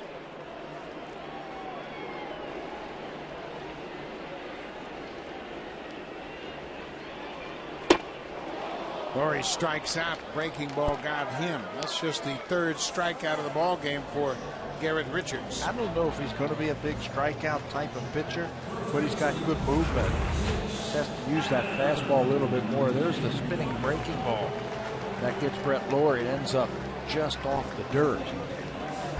So we were hoping that Adam Lind would come up with Reyes in scoring position, but he hasn't moved.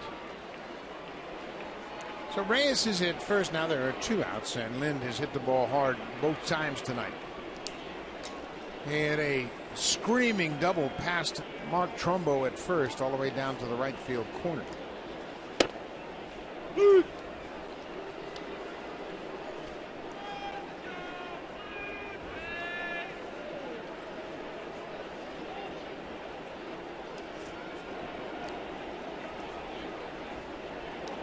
Reyes walked to start the inning, and he hasn't moved from first.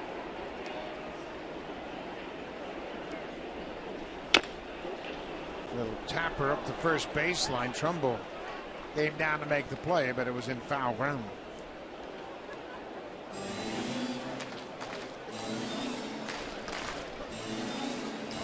We saw Reyes and Ibar having a conversation around the bag at second. They were on the Dominican World Baseball Classic team together. They had 3 great shortstops on that team: Hanley Ramirez, Eric Ibar, and Jose Reyes. What a great problem to have. Their second baseman was pretty good too. Yeah, a guy named Cano. They say he plays for the Yankees. He's pretty good. 0-2, 2 outs. Lind strikes out, so the Blue Jays get a leadoff walk. Can't do a thing with it. We'll go to the 6th. The Angels have a 4-3 lead. Here comes the Home Hardware cleanup crew. Brought to you by Natura. Home Hardware's exclusive line of safe, environmentally friendly cleaning products.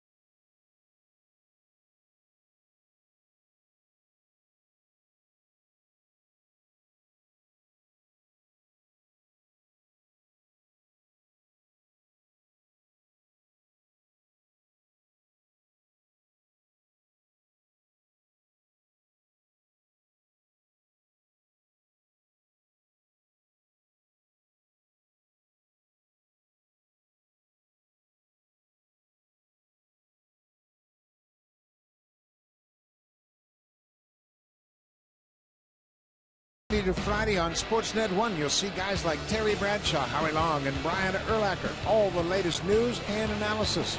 Fox Football Daily, 6 p.m. Eastern on Sportsnet 1. NFL season is in full speed ahead, so make sure you check it out. Fox Football Daily on Sportsnet 1. Those guys do a great job of breaking down all the matchups, and I know Pat Tabler is sitting by listening to everything they say about the Bengals. Whenever I get a chance to, whenever we're not here, I know where I'm going to be Monday night. They're on Monday Night Football this week. The Bengals. Chris Iannetta, ball on the strike to the Angel catcher. Neil Wagner in relief of Jay Happ. Wagner came in and got the final 2 outs in the 5th.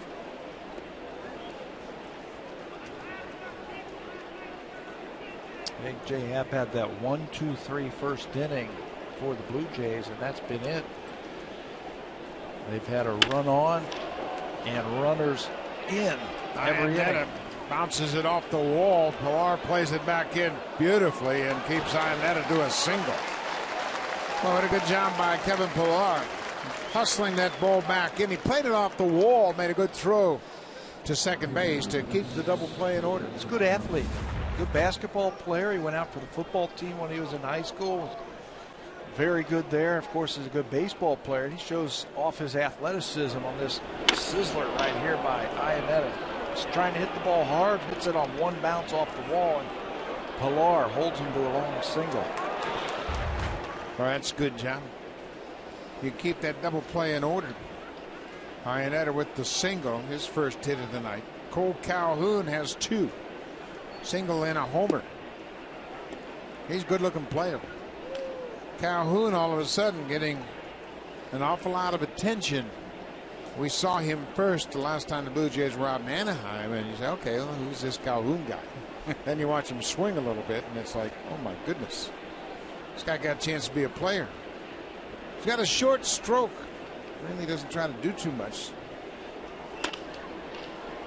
Fights that one off. Well, he's proven that he can hit the lefties. He's now hit 3 home runs against the Blue Jays this year.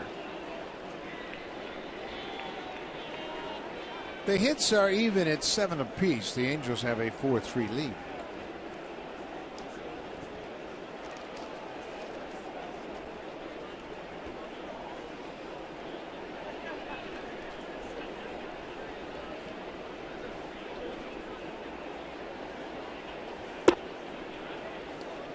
.96. Wagner's got a good arm, and that's the biggest change in this Blue Jays bullpen from last year to this year. The velocity and the strikeout capability was something that the Blue Jays haven't had for a while. But with the addition of Delabar last year, Wagner joining the team, Santos healthy again, and McGowan back, they can rack up some strikeouts. And they're going to have some decisions to make for next year's bullpen. Darren Oliver said he's going to retire, but you fill that in with Luis Perez. So there's your 3 lefties. If the season would start right now, then you've got a whole host of right-handers, the ones you mentioned, also Jeffress, who can fill it out. There it is right there. Look at all the right-handers and look at all the hard throwers on the right side of that column. Yeah, there's some quality arms there. Wagner loses Calhoun, first and second, nobody out. Let's check in with Jamie Campbell.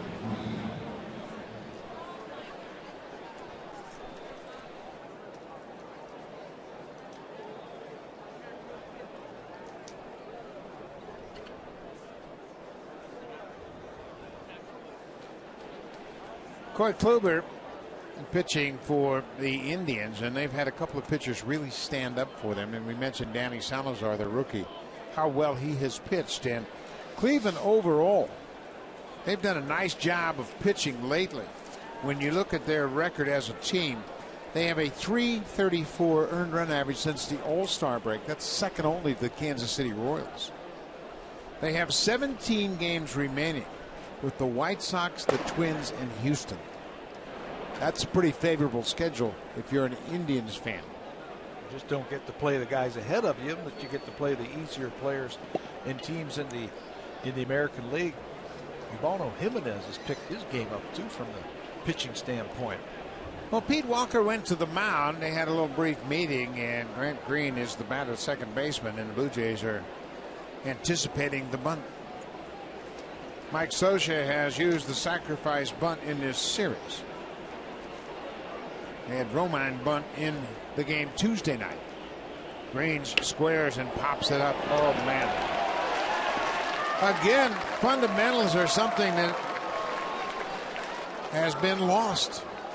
Mike Scioscia is a stickler for fundamentals, and that won't sit well with him. And you know what? I think if Brett Laurie is around for a little bit longer, he's going to learn that a ball like that, let it drop, and you've got a double play, because Green, the guy who bunted the ball, stood at home plate. Let's watch it one more time. Squares around, pops up. He stands there. Now, Brett just let it bounce, pick it up, double play. You might get three. That's right. Yeah, it just takes a little bit of a hesitation because Green stopped right there. I mean, he made a mistake. First he popped it up, then he stood at home. But Laurie had a chance to let it hit. Yeah, that's something just comes with experience and being around, and it gets into your brain after a while. He'll figure that out. Andrew Romine batting left-handed for a first time tonight. He has flied out and grounded out. The Angels with runners at first and second.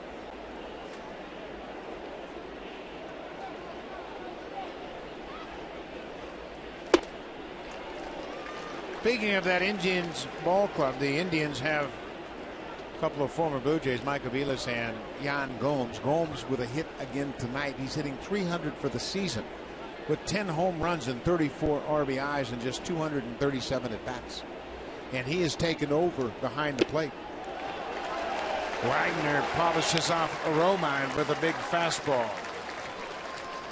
Jay Happ was the starter and got off to a good start. He retired the side in order in the first, but after that the Angels got to him. He walked a pair, struck out 6, gives up 4 earned runs on 6 hits, and he is the pitcher of record for the Blue Jays as we speak.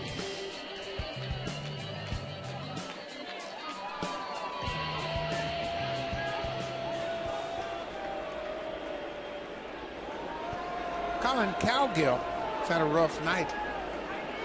3 strikeouts so far. Cowgill has struck out 5 times in the series. He's 0 for 9. And his reward for that, he gets the hard throwing righty. How about that? Wagner, a strikeout pitcher. It's this ball near the label. They go to second for the force just in time. They're able to get Calhoun to end the inning. The Angels leave a pair. The Blue Jays down by a run.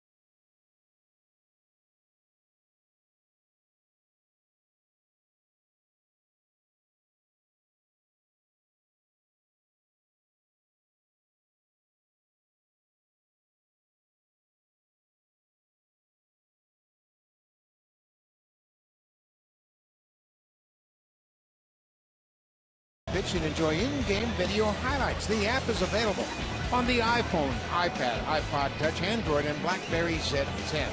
Season-long subscription packages are available. Visit BlueJays.com for more details. At Bat 13 is the official app of Major League Baseball.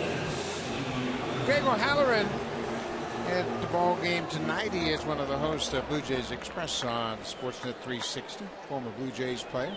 He and Paul Spaljerek are analysts on that show. And you can check it all out on Sportsnet 360, excuse me.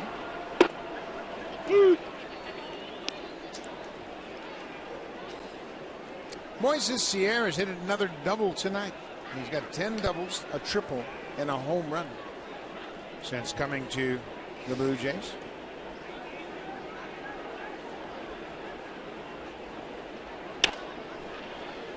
Sierra signed as a 16-year-old, played his first season as a 17-year-old in the Dominican Summer League. Right off the end of the bat, cutter. Ouch. That hurts your fingers. And he was a young player when he first signed, and it took him a while to figure it out. It's going to take him a while to get the bees out of his hands. And he broke his bat. They're going to get a new piece of lumber.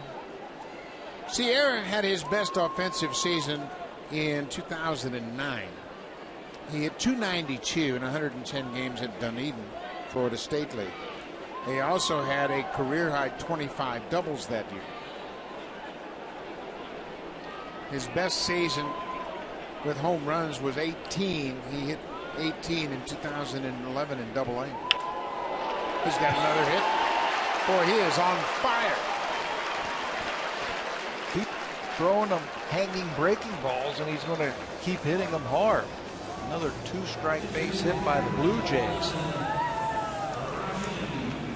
I wish we had the pitching chart for Garrett Richards, because he's made a lot of mistakes with the breaking ball. Yep. Hang, look at this. 2 strikes, and it's right there. Iannetta, the catcher, wanted the ball down. He was telling him to get the ball, even if you bounce it, just get the ball down, and he missed his spot again. Well, it's no secret Moises Sierra is a free swinger, and he will chase, especially with 2 strikes. Rajay Davis. The Angels think something's up. So Richards stepped off the rubber just to see if someone would tip their hand. Davis at the plate.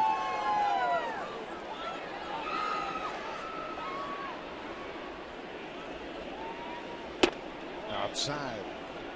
Rajay's the DH tonight. He's flied out twice to center field. Look at there going through these signs for both the runner at first and the hitter. We've seen the Blue Jays use this right here. First guy gets on, 1-0 count. They've used the hit and run a lot this year. Not running. On the ground. This could be 2. Ibar steps on the bag. Back to first. Double play. Second double play the Blue Jays have hit into tonight. 2 down. Save during the plumbing, heating, and electrical expert sale only at Home Hardware and Building Center locations. Homeowners helping homeowners with expert advice.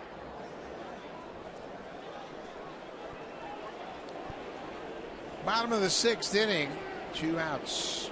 Anthony Gose has grounded out twice to the second baseman. Takes a curveball downstairs. He was showing bunt.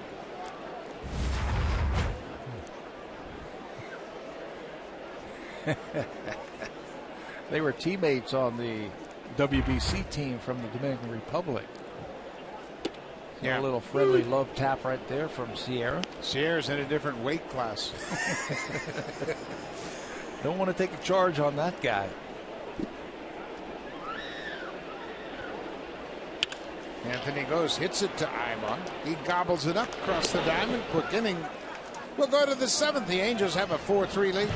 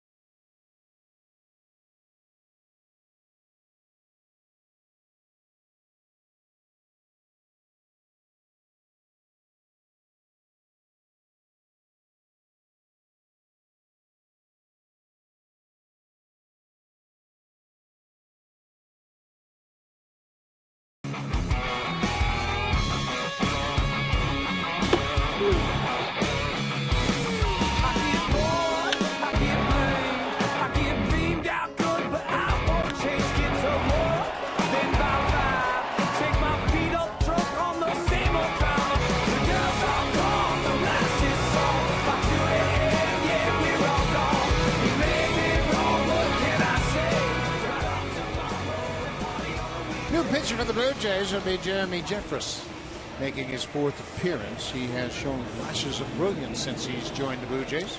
Made the team out of spring training, got into one game, and then was sent down back right when rosters expanded at the beginning of September. Got into a couple of games. You're right, he has shown an exceptional arm. Got great movement on his fastball, mid to upper 90s fastball, but he just has to control it just a little bit better.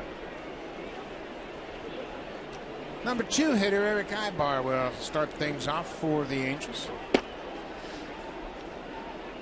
I like the idea that he is coming in this spot right here. Ibar, Trout, Trumbo. Let's see what you got. Part of the order, 2, 3, and 4. Pop back over the Blue Jays dugout and out of play.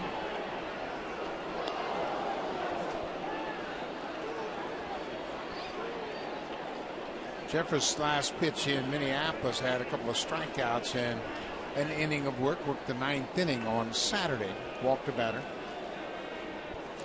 He faced 3, 4, 5, and 6 in the Twins lineup in that inning of work.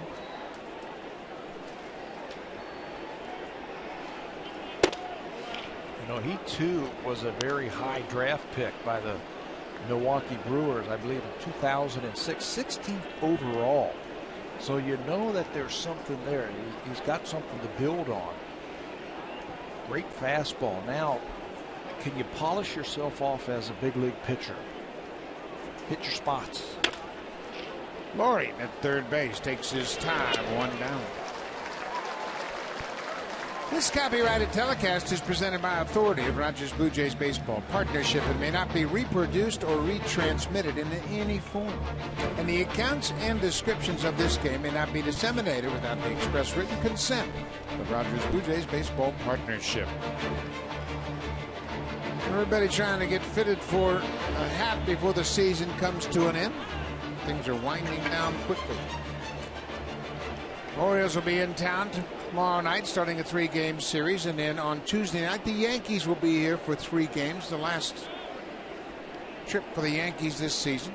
Then the Blue Jays will go on the road, and Tampa Bay will be the final series of the season here at Rogers Center. Well, Mike Trout once again having another good night. Trout has struck out, walked, and doubled, drove in a run in the 5th.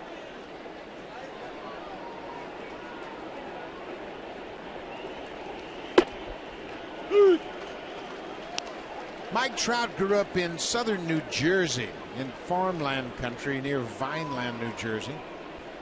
And he was a multi-sport athlete, as you might expect, looking at his stature. Played football and baseball and basketball. He was an all-sport athlete, of course. And just one of those guys that you step on the field and he's different than everybody else, whether it's in high school, in the minor leagues, or in the big leagues. Didn't play a lot of baseball when he was a youngster. Weather might have had something to do with that, and him playing all those other sports might have had something to do with that. That's why he dropped. Still a first-round draft pick. Trout was always a big Philadelphia Eagles fan. He's been talking about their great start, and big football fan, of course, like so many baseball players. Have a favorite team in the wintertime. He's from Vineland, New Jersey, as we mentioned, a first-round pick in 2009.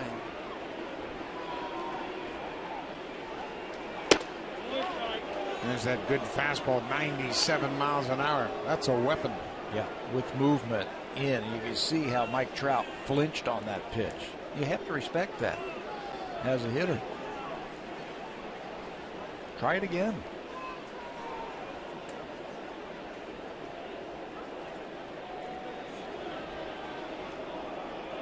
Last year, Mike Trout fell 1 stolen base shy of a 30-homer, 50 stolen base season.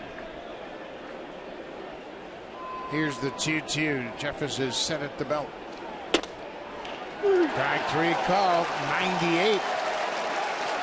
Mike Trout didn't think it was a strike. makes his point and heads back to the dugout. Let's check in with Jamie Campbell.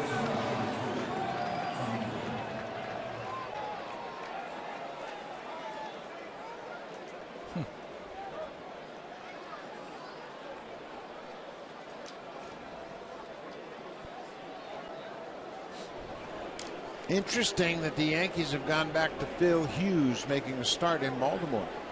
He was taken out of the rotation for a while, and he is starting against Wei-Yin Chen tonight at Camden Yards. Alfonso Soriano has 2 more hits tonight. He's 2 for 2. Well, as you heard, he drove in a pair. Mark Reynolds homering against his former team. Reynolds now has 19 home runs for the season.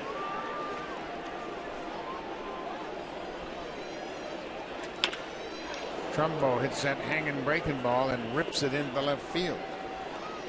His first hit of the night. Blue Jays will be happy to see him leave town. Hanging breaking ball. He got ahead with a fastball. And that's the pitch that we were talking about controlling that just a little bit more, having a little bit better command. And with the left-hander coming up, John Gibbons is out there to get the matchup that he wants with the left-hander Brett Cecil. Jeffers gets 2 outs, gives up the single. Josh Hamilton's a hitter, so Brett Cecil will come on with 2 outs.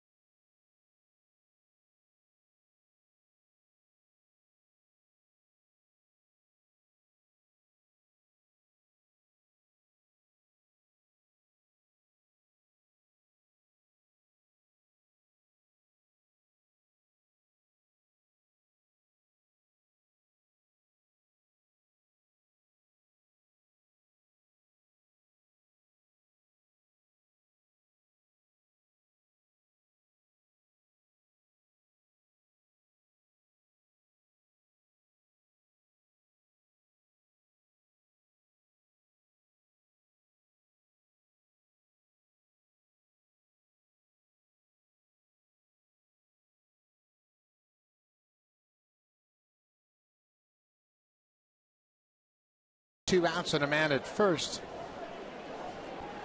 Hamilton is 0 for 3 so far in the game. First pitch swinging, hits the breaking ball. Kawasaki to his left. Cecil gets out of the inning on just 1 pitch. Hamilton's retired. The Angels leave a runner. Will go to the bottom of the 7th. Blue Jays trail 4-3.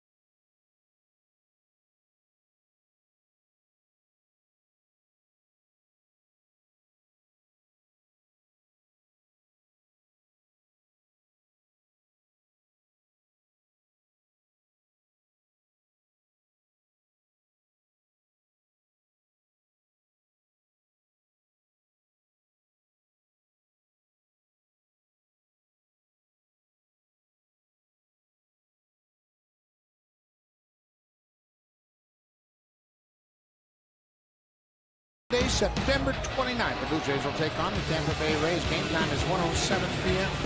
The first 20,000 fans will receive a Blue Jays toque. To order your tickets to Toque Giveaway Day, call the Blue Jays at 416-341-1234. Log on to BlueJays.com to order your tickets, or you can always pick them up at most Rogers Plus locations. The final day of the 2013 season, and you might see Tampa Bay fighting for their postseason lives in that final Sunday of the regular season.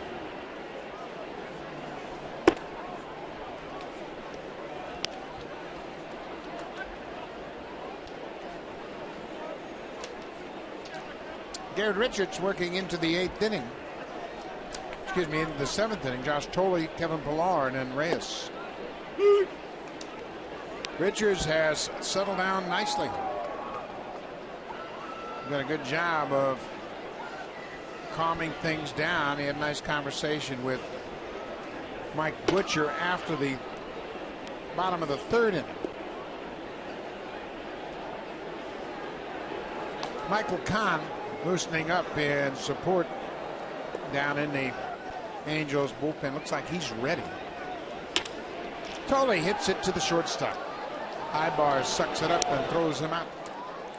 1 down.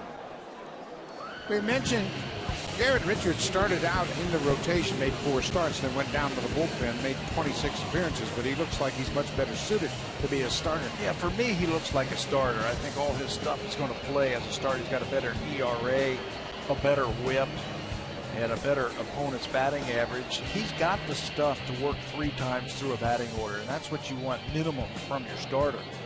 Use the fastball a little bit more, and tonight we just haven't seen the consistent breaking ball. Made a lot of mistakes with his breaking ball tonight. I personally don't think he's used his fastball enough. Got a great fastball. Starting to use it a little bit more since that 3rd inning. Had a 1-2-3 in the 4th, 3 ground ball outs, using all fastballs. Greg Maddox always used to talk about command, and he called it good aim. When a pitcher has command, he says he's got good aim because he can hit his spots. And boy, you start hitting your spots with stuff like Garrett Richards, and you're going to have a lot of success. And that's not to abandon the breaking ball. Nope. Don't abandon the curveball, because that's, a pitch that you're going to need. Pillar goes up and reaches for that fastball. He just doesn't have the command of it tonight. I don't think you have to throw it as much. When you think about it, the pitch that you can control the best is your fastball. So I think you have to really work on your fastball command, and then make sure that you throw a breaking ball, you just finish it mechanically. There's another high breaking ball. It's grounded to 3rd. Romine throws out Pillar, 2 outs. Now it's time for the drive of the game, brought to you by the 2014 Honda Odyssey, the world's first minivan with a built-in vacuum. Honda, the official vehicle of the Toronto Blue Jays. 3rd inning, Jose Reyes leads off with this. His 10th home run of the season, deep to right field. His 6th season in the big leagues with double-digit home runs. He had a career high in 2006 with 19 home runs. This is number 10. Our drive of the game. That's a fair ball over the bag down the right field corner. Reyes is turning, headed for second. Here's the throw, not in time. Another 3-hit night for Reyes. He's been aboard 4 times. Another breaking ball that Reyes laced just inside the bag at first. And I think Mike Scioscia has seen enough of that. He is already out of the dugout, and he wants the pitching change. Munenori Kawasaki is the batter with 2 outs. Reyes with his 3rd hit. Garrett Richards will turn things over to the bullpen. Michael Kahn into the ball game when we come back.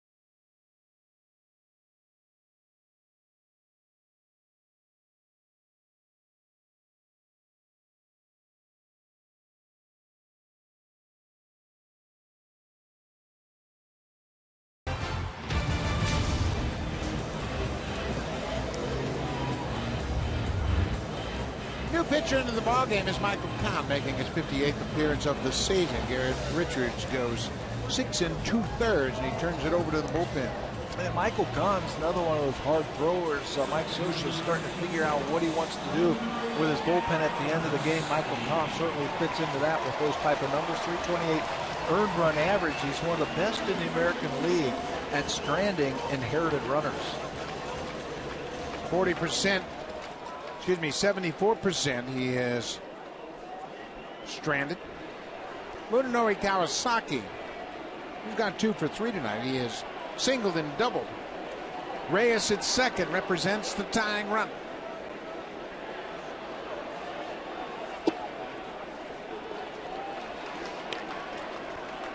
Mike Scioscia not wanting to give Kawasaki a fourth look at Garrett Richards, so he's changed it up with Michael Kahn. Kahn and Dane De La Rosa and Ernesto Frieri, his 3 go-to guys at the end of the game.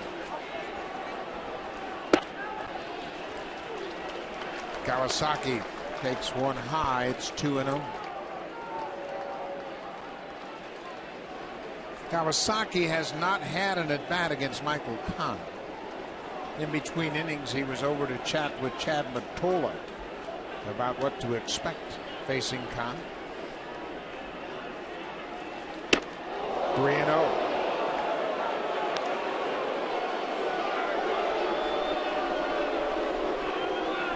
Brett Lawrie on deck. He's 0 for 3 so far in this game. Reyes is 3 for 3 with a walk. He has singled, homered, walked, and doubled.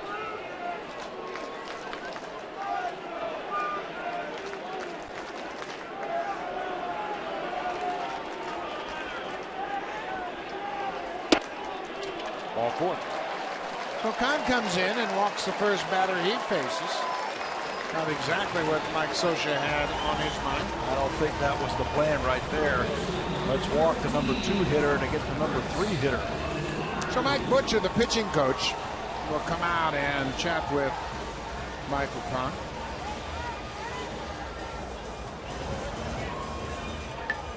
Save during the plumbing, heating, and electrical expert sale only at Home Hardware and Building Center locations. Homeowners helping homeowners with expert advice.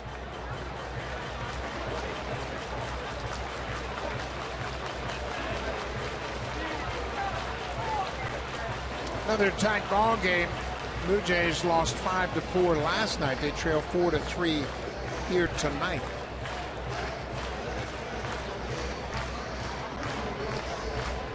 Mike Butcher, the pitching coach, in his 7th season as the pitching coach with the Angels. Butcher was the pitching coach for Joe Madden 2006 in Tampa Bay, and then replaced Buddy Black, who got the managerial job in San Diego. Came back to be reunited with Scioscia. Brett Lawrie, 2 on and 2 outs.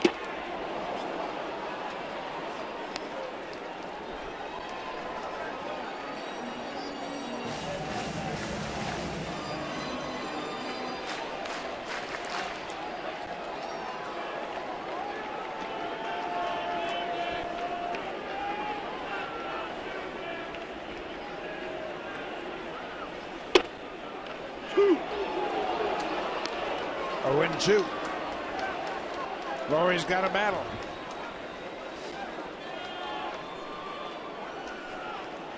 Blue Jays have out hit the Angels 9-8 with trail 4-3.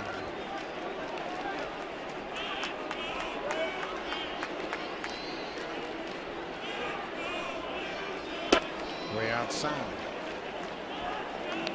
You got to figure at some point he's going to get a break. At some point. That last one yanked way off the plate. Maybe setting up some kind of off-speed pitch.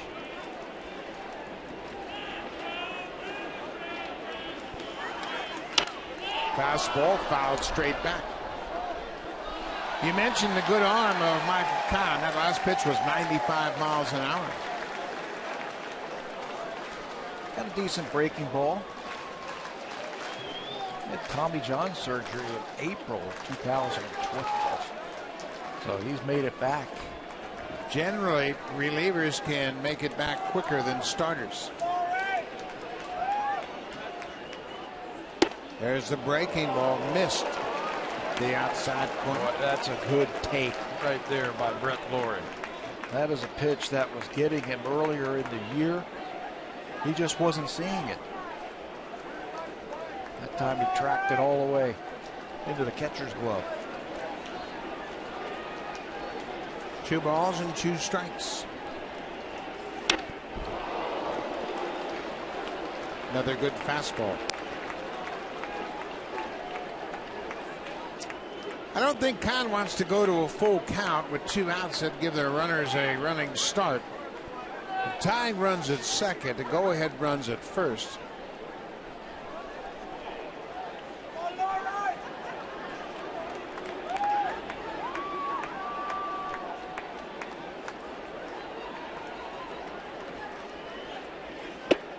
Lawrie strikes out. The Blue Jays strand a pair.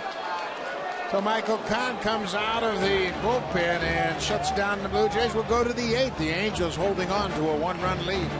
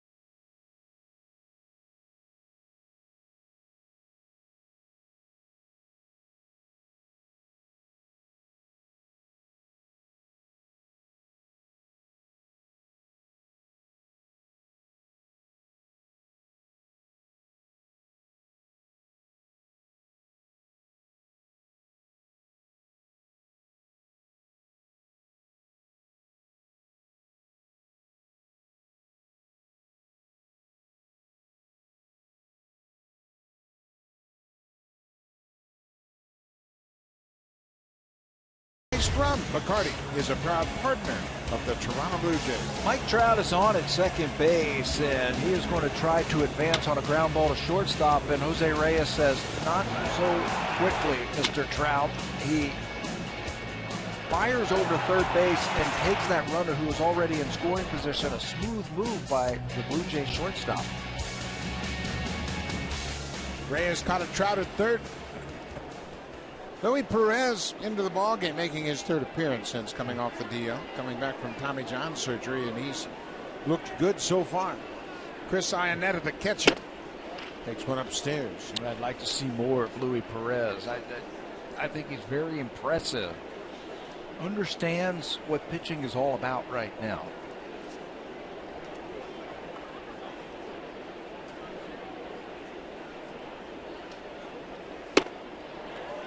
More about location and changing speeds than anything else. Iannetta checking on the location of that pitch. It's a ball and a strike. Louis Perez is now 28 years old. He's in his 7th season with the Blue Jays. This is driven down the right side. That's going to slice into the seats.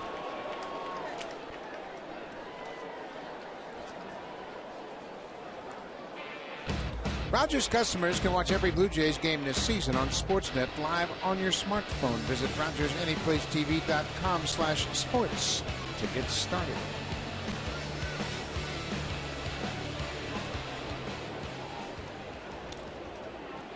Chris Iannetta behind 1-2.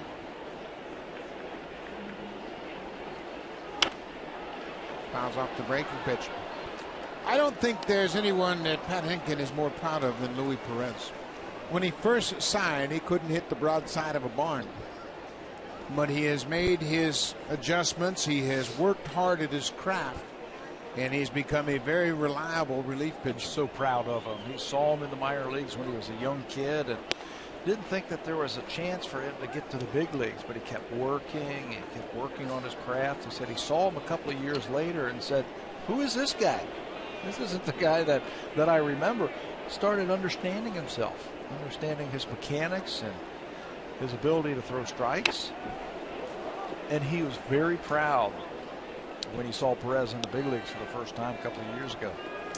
As we mentioned, Perez, one of 3 Blue Jays pitchers coming back from Tommy John. Kyle Drabek is here in the bullpen. Drew Hutchison has gone home for the season, and Perez, the other Tommy John candidate from last year, worked a total of just 6 games in his rehab this summer. Little looper into center, goes on the run. He'll get there and makes a fine running catch. Iannetta is retired. That's the first out of the 8th. Rosa's got great acceleration, and he ran down that fly ball. Get it in the air with a little room, and Ghost is going to run that down. He made that play look easy. Caught it about chest high. Ball that was falling fast. He covers so much ground and took a great route on that one. Cole Calhoun, the right fielder. He's been on base 3 times tonight. They appeal down to Toby Bassner at third. He says no swing. But Calhoun has opened up some eyes, not only with the Angels, but around the American League.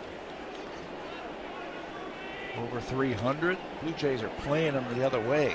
Left-handed pitcher, left-handed batter. I don't think he's going to get around on Perez. Chops this off the plate. Reyes waits for it and throws him out. Reyes had to wait for that high hop and got it and turned it loose in a hurry. 2 down. Second baseman Grant Green popped up a bunt attempt his last time up in the 6th inning. His RBI single back in the 2nd drove in the first run of the ball game. That tied the game at 1-1.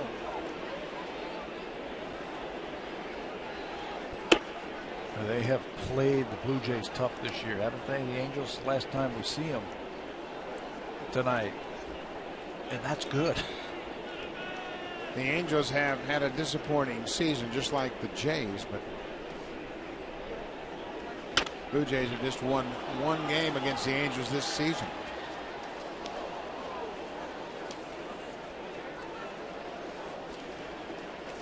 Tomorrow night, the Baltimore Orioles will be in town, first of 3. Todd Redmond will open things up for the Blue Jays. He'll go up against Jason Hamill, who's starting in place of Bud Norris. Make note of the Saturday start time. It's a 4:07 start. Chris Tillman, who's had a great season at 16-5, will start against Esmail Rogers. Again, that's 4:07 p.m. Saturday afternoon, game 2 of that 3-game series. Esmail Rogers coming off 2 terrific starts. 3-1. In the finale on Sunday, the right-hander Miguel Gonzalez will go up against Mark Burley. Blue Jays will then enjoy an off day on Monday before picking it up against the Yankees on Tuesday night.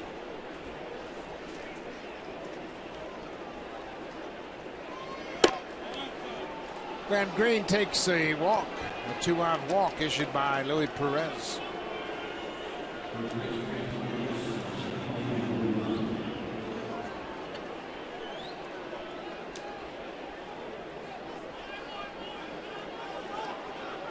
Andrew Romine, the third baseman, 0 for 3 so far tonight.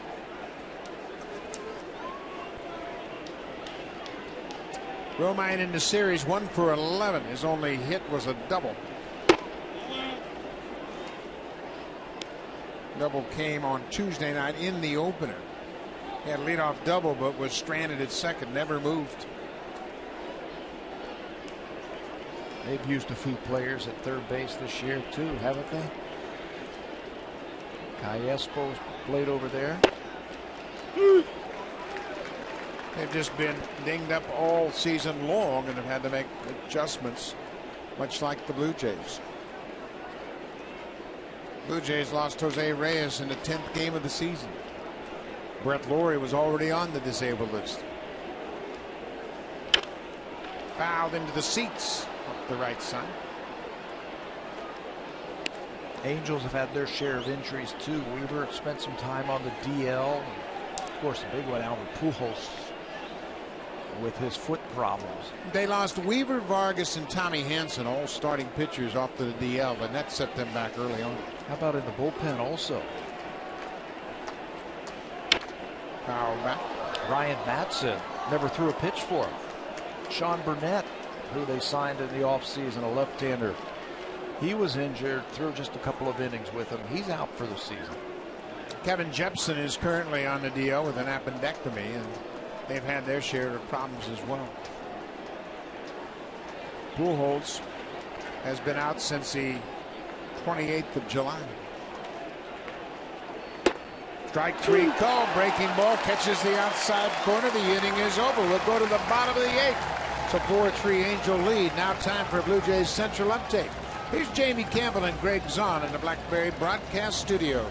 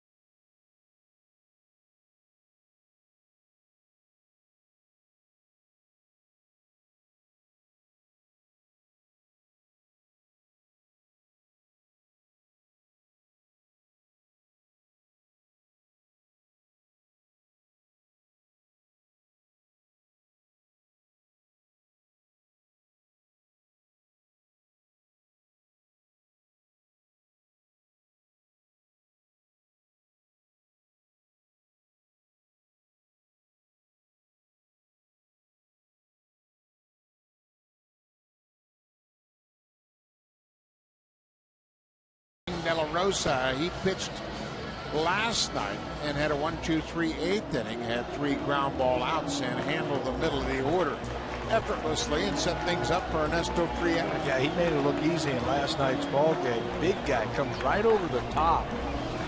When you watch him, he throws hard right over the top. Good fastball, good breaking ball, good numbers in 67 games that De La Rosa has pitched in this year.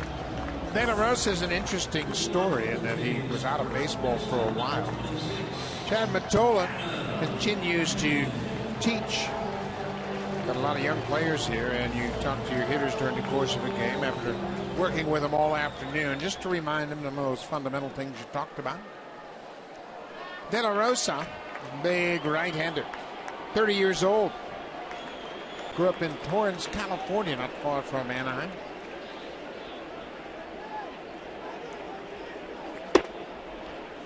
Nothing like the old first pitch strike at 97. Right over the top. Right down the middle. Adam Lynn's gauging it. Takes that first pitch. Lynn grounded out last night against De La Rosa, second out of the 8th inning.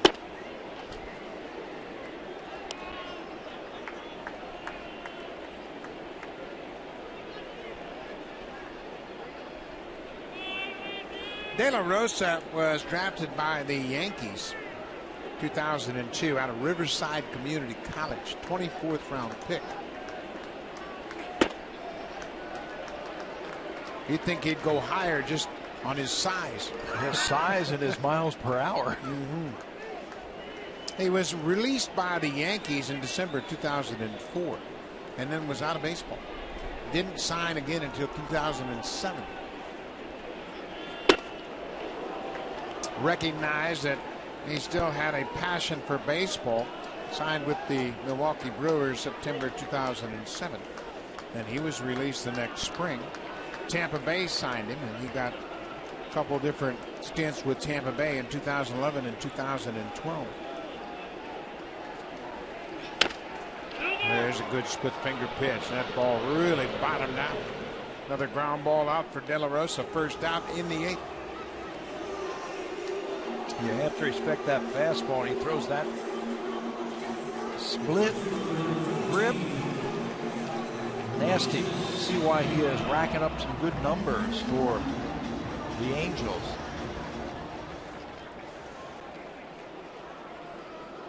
It's amazing how the paths to the major leagues have been so diverse for players over the years. You have a guy like Mike Trout who just skyrockets right to the big leagues and comes to the majors as a teenager. Then you have a guy like De La Rosa who's been released and out of the game, came back and worked his way back to the big leagues. I think that's why character matters so much in players. You got to know what's inside the guy. Is he going to figure it out at some point? And character is a thing you can't really measure. You just got to know something about the guy. Sierra's looking to tie this one up with a big swing. Nice catch by Iannetta. Catches the helmet as it spins Sierra around. There you go. Ball on a strike. Came right back with the same pitch.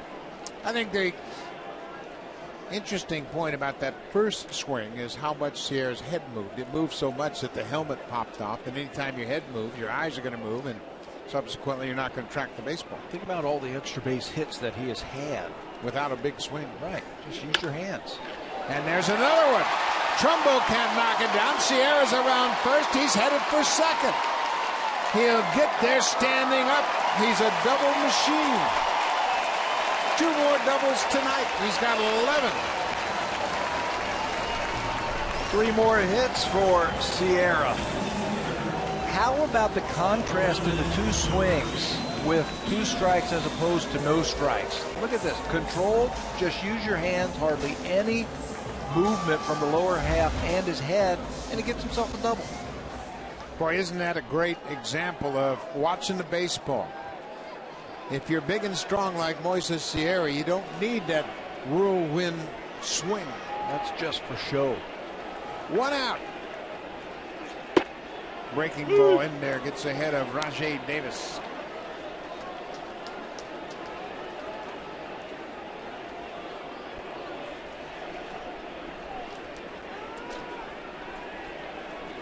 Eric Ibar wants time.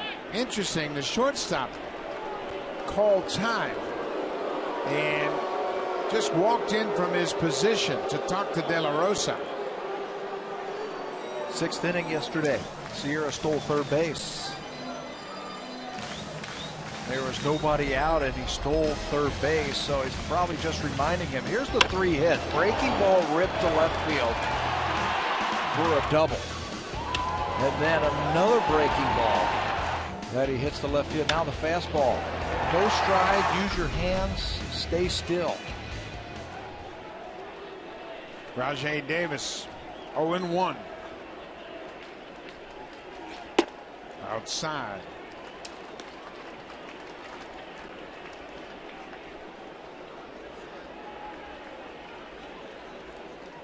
Dane De La Rosa retired Adam Lynn to start the inning, gave up the double to Sierra. Now he's working to Rajai Davis.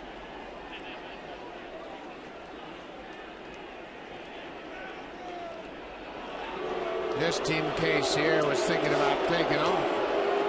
Ibar kept an eye on him. He was inching off, and De La Rosa had no intent of throwing that last pitch to the plate.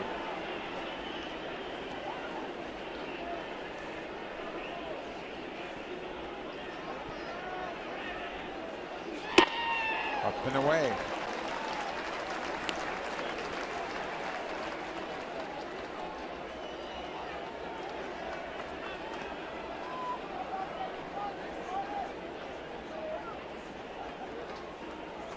Eric Ibar shadowing Sierra, making sure he doesn't walk off second base.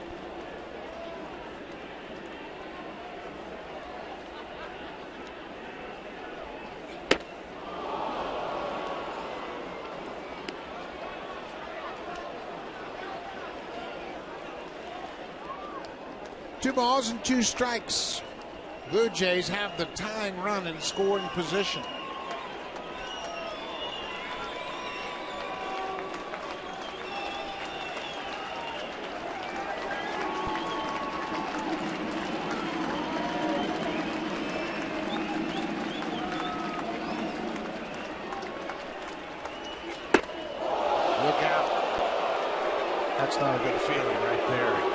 You're trying to protect the plate. You got two strikes and a guy 6'7" buzzes you. Not a good feeling. Got to step out a little bit here and regroup. See, once he identified that up and in pitch, he bails out. Yep. You try to hang in there guarding against that slider, and then they buzz the tower with that fastball. Full count. You saw Anthony Gose. He's on deck. Davis strikes out. We'll go back to the last at bat of Moises Sierra and watch the first pitch swing and compare it to the base hit. What a difference.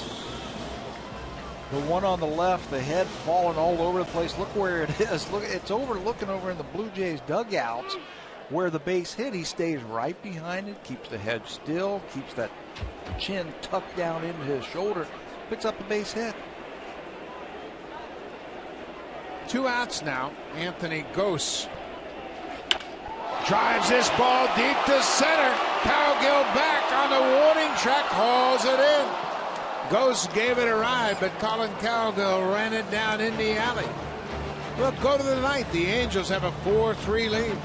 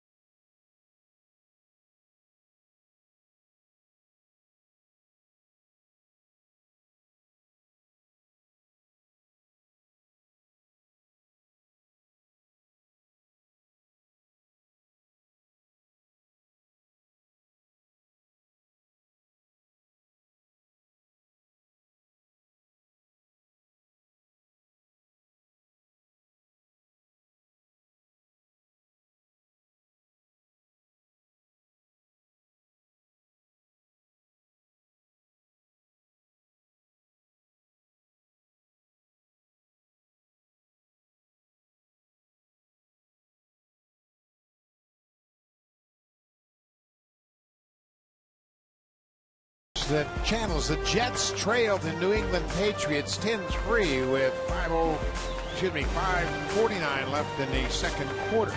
So you can see the NFL right now on the other 4 Sportsnet channels.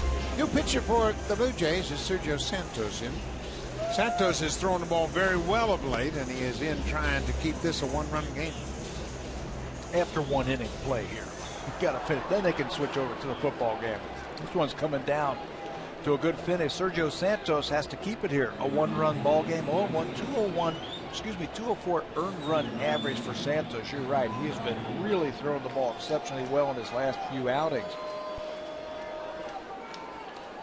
7 2/3 innings have been scoreless. He's not even giving up any hits. Good fastball, and his breaking ball's got great spin on it right now. Santos has been very stingy as far as the hits go. Colin Cowgill made that terrific running catch, goes after the first pitch. Sierra, the right fielder, gets there. Santos records the out on one pitch.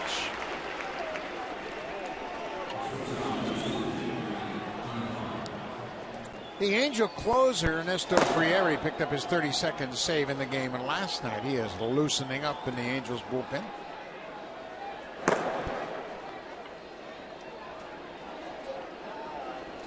Eric Ibar batting left-handed against Santos.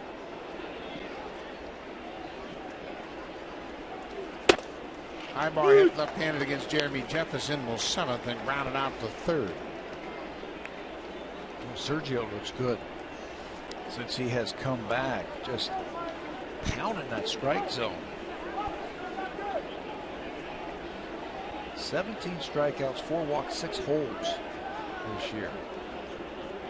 I think Santos has finally hit that stage of his career where he understands the value of locating his fastball. I don't care if you throw 100. If you can locate your fastball, it makes everything else you throw much more effective. It's nasty combination, fastball slider, fastball breaking ball. And he's added a changeup that has really changed his personality as a pitcher. Now it's a third pitch that hitters have to deal with. 0-2.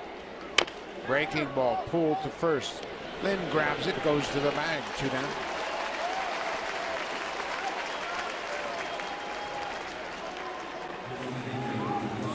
For the Blue Jays, looking ahead to the bottom of the ninth, it's 8-9-1. Torley, Pilar, and Reyes. Ryan Goins is available on the bench, left-handed bat, with Frieri coming in. We'll probably see him. Reyes has had a big night, 3 hits and a walk. Single, homer, walk, and a double. Mike Trout goes after that wicked slider.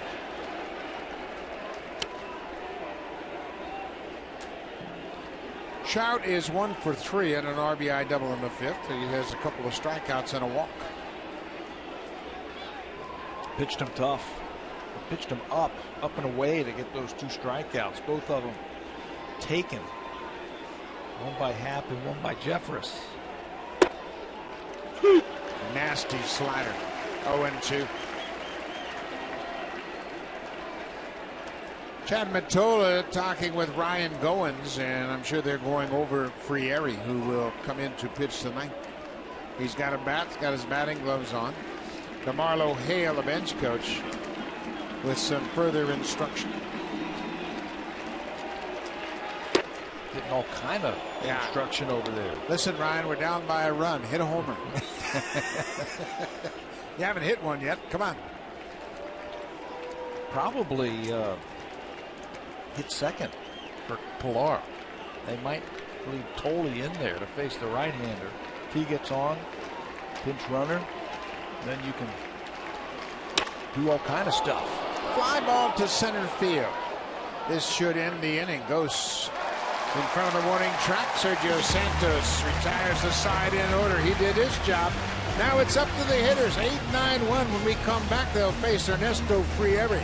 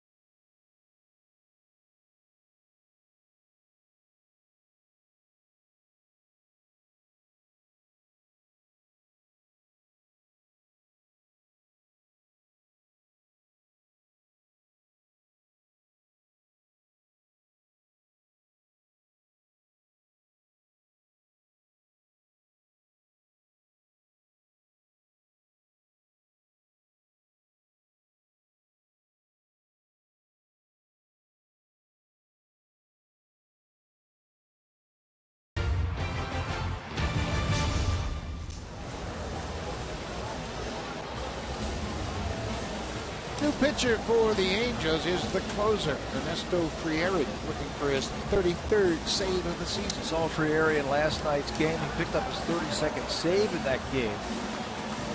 3 pop-ups. 1, 2, 3, 9th inning. And again, he ranks 3rd in the American League relievers with 86 strikeouts, just 28 walks. He'll challenge you with a fastball, so be ready to turn it up a notch against Frieri. He throws hard. Blue Jays are down by a run. Josh Tolley will lead things off. The left-handed hitting catcher is 1 for 3. He was robbed of a base hit in the 4th on a fine play by the shortstop, Eric Ibar. You know, rethinking this inning here, if Tolley gets on, you probably would want a pinch run for him. And really, the only guy who can run a little bit is Ryan Goins, who is on the bench for the Blue Jays. They don't have that speedster sitting over there. The key, of course, is get Tolley on base. Got to get him on. Couple things. If Tolley gets on, they can have Pilar bunt and have Goins run. If he doesn't get on, then you send Goins up to pinch hit for Pilar. So a lot of options for John Gibbons and DeMarlo Hale and the Blue Jay brass in this one-run game.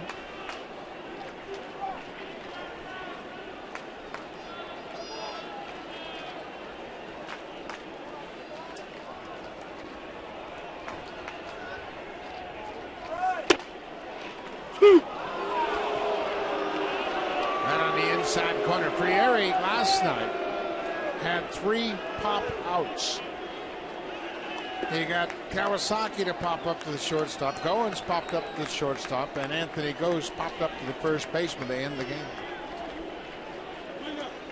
Tolley's behind 1 and 2. Kevin Pilar is on deck. Blue Jays have 10 hits.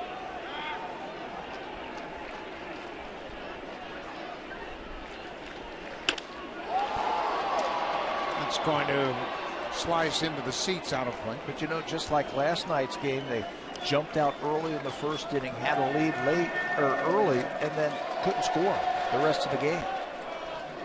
They scored in the 1st and the 4th yesterday, didn't score the rest of the game. They scored the 1st and the 3rd tonight and haven't scored. The Blue Jays have stranded 7, and they are just 2 for 10 with runners in scoring position tonight. They've had some chances. Garrett Richards is in line for the win. He went 6 2/3, gave up 9 hits, but just 3 runs. He sorted things out.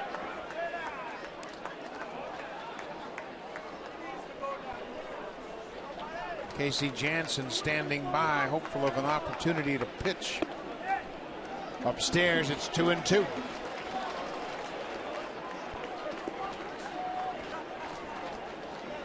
Work Frieri. Now he'll throw a lot of pitches to get those saves. Looks like he wants to use the heat at some point against Tolley.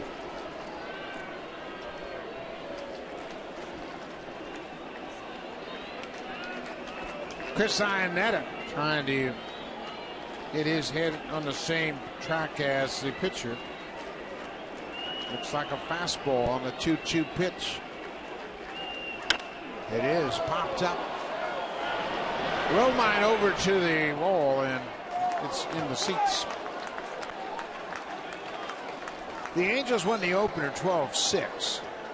Last night they won 5-4. They have led the season series 5-1 and have won 10 of the last 13 against the Blue Jays.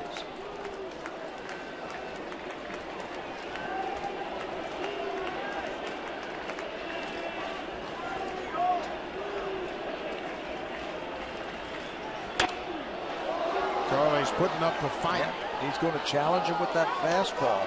8 pitches now that he has seen. That's good. A little stress on that closer.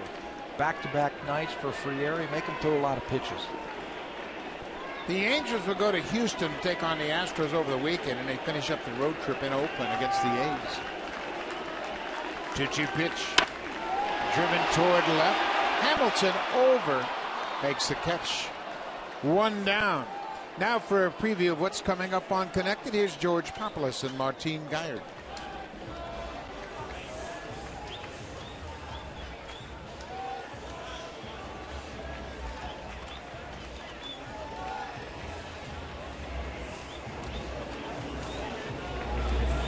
Thank you, Martine. Certainly want to pick up on that Davis Cup action.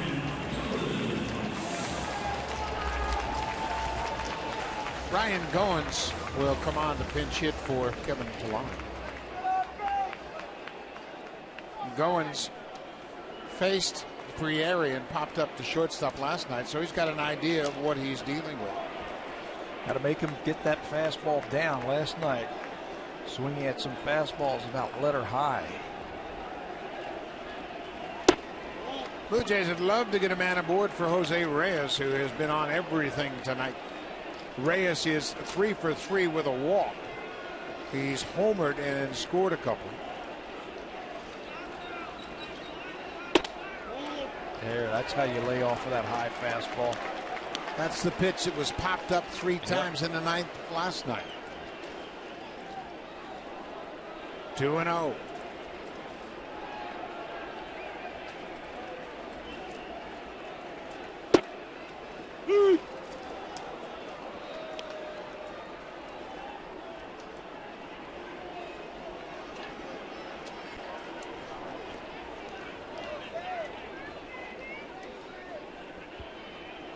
Ryan Goins in his first big league pinch hit appearance. Late movement took that fastball off the plate outside. It's 2-2. No question, Frieri's got great stuff. 32 for 36 in saves. And he can get lefties out. Lefties aren't a problem. Just a 149 average. That's the 3rd best in the American League for relievers. Pretty impressive for a right-hander.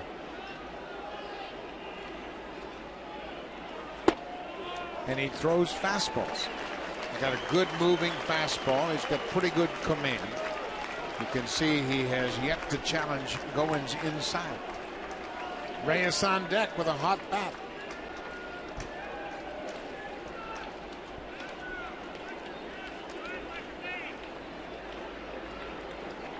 Full count. 95 for the strikeout. 2 down. That'll bring Reyes to the plate, who's had a big night. Singled his first at bat. This was against Garrett Richards. He'd come around to score. Then he homered in the 3rd inning, scored in that inning, walked in the 5th, and then did this. Right down the right field line, he would be stranded at second base. But you got the right man up right now if you need a hit. It's been hot. Blue Jays need a hit to keep the game alive. Frieri jumps ahead, 96 with the heater.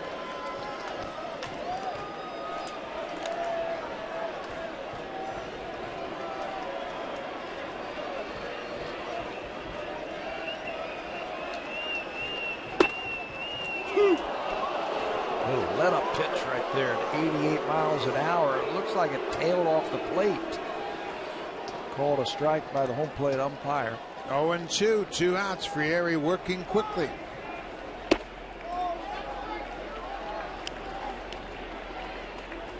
Reyes hit his 10th home run in the 3rd inning. A solo shot. First of 2 runs the Blue Jays scored in the 3rd. It gave them a 3-2 lead.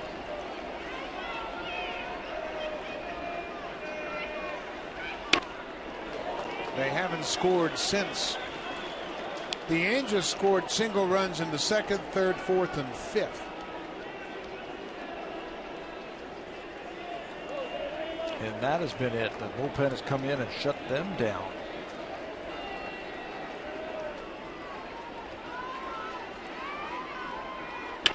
Reyes with another hit.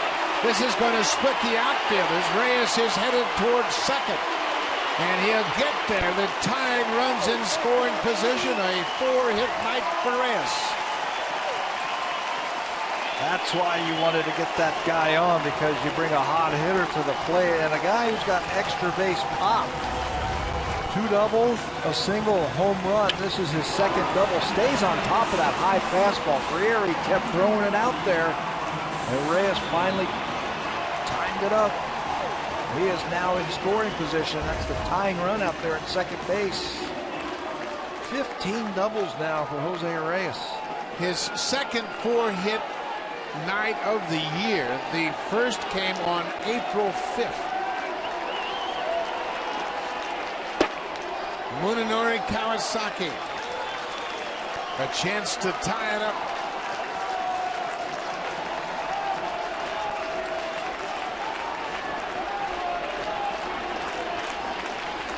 Kawasaki is 2 for 3. Foul back. Good pitch to hit right there. Fastball center cut for Mooney.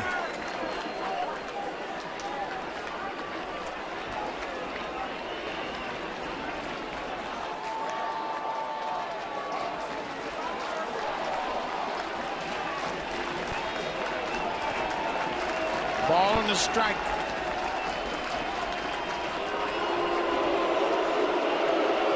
Little courtesy. Inside move right there by Friere. Anything at the outfield, I think Reyes scores. Hamilton has a good arm.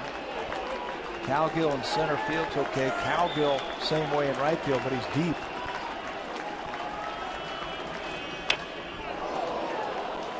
Another good pitch right there.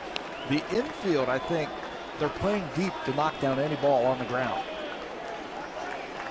Kawasaki trying to extend it. 1 ball, 2 strikes, 2 outs. Munenori Kawasaki.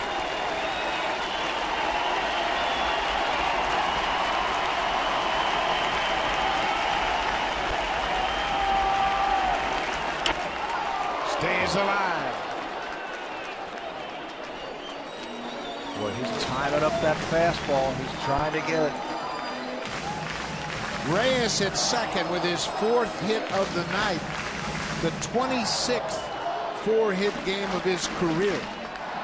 He's had 1 5-hit game.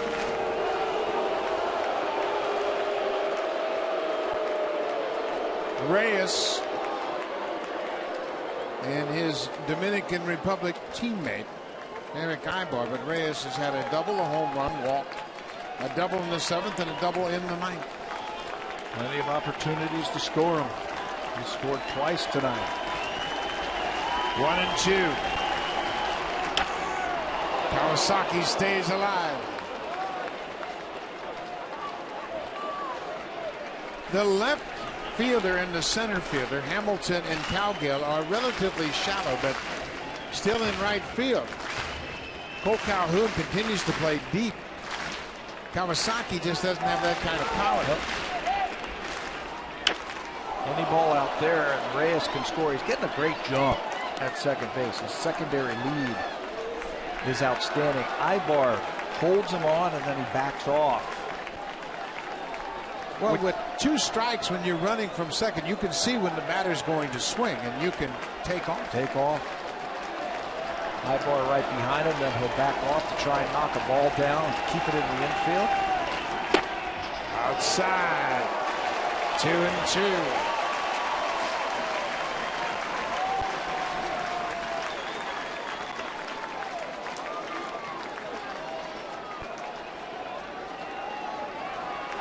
Brett Lawrie on deck. Munenori Kawasaki with a 2-2 count.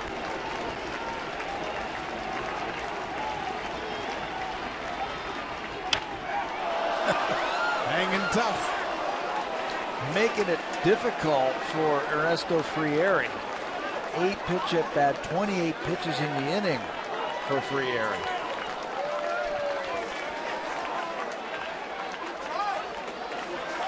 He's good on that low fastball.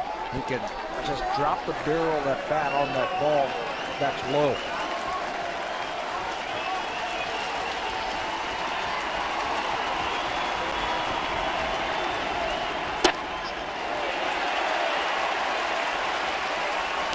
3. The rally caps are out. This next pitch will be the 30th for Frieri.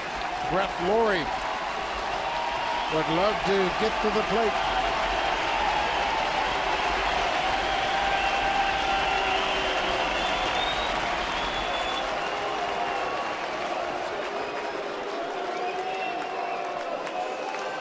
Getting his sprints in. Reyes out at second base. All those foul balls he's been breaking on the swing.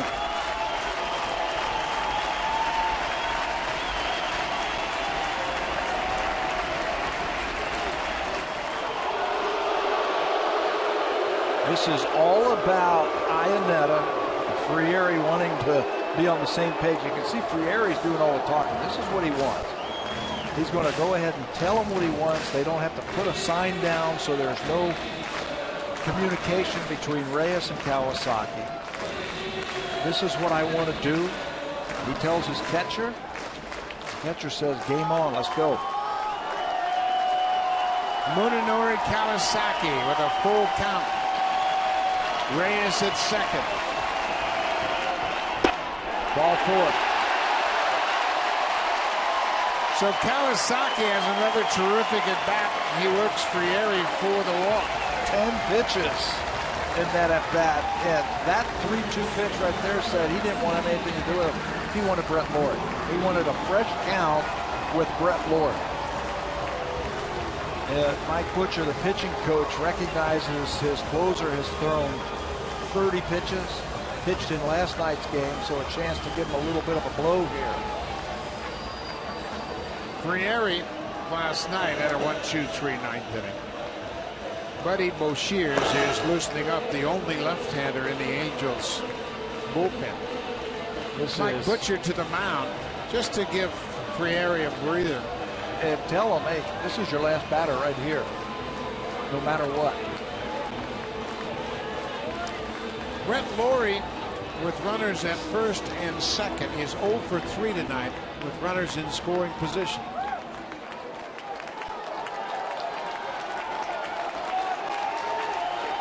Two outs. Way outside.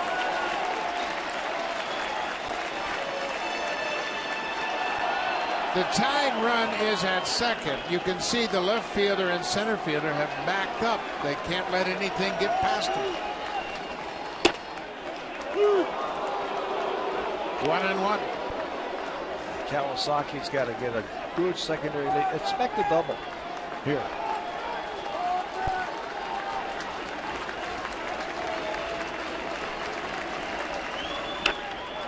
Laurie gets jammed on an inside pitch. It's 1-2.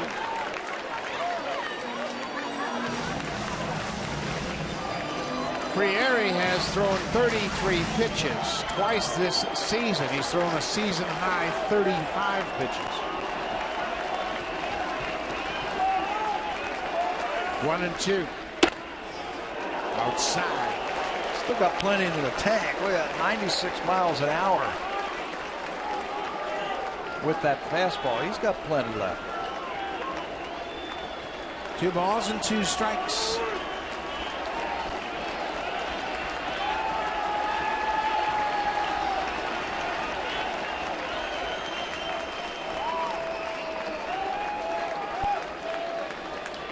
Blue Jays haven't scored since the 3rd.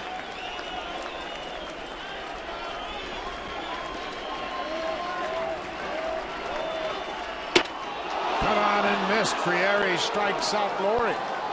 Blue Jays leave a pair in the 9th. Frieri picks up his 33rd save as the Angels sweep the Blue Jays. Blue Jays were knocking on the door, it seemed like, all night long. First against Garrett Richards and then against Kahn and De La Rosa and Frieri. They just couldn't knock it through. Actually out-hit the Angels but came up short by 1 run. The Blue Jays end up 2 for 11 with runners in scoring position. Tomorrow night, the Orioles will be in town. First of 3 coming up next. Connected on Sportsnet 1. Blue Jays Express with Roberto Alomar on Sportsnet 360. Thanks for watching. We'll see you tomorrow night.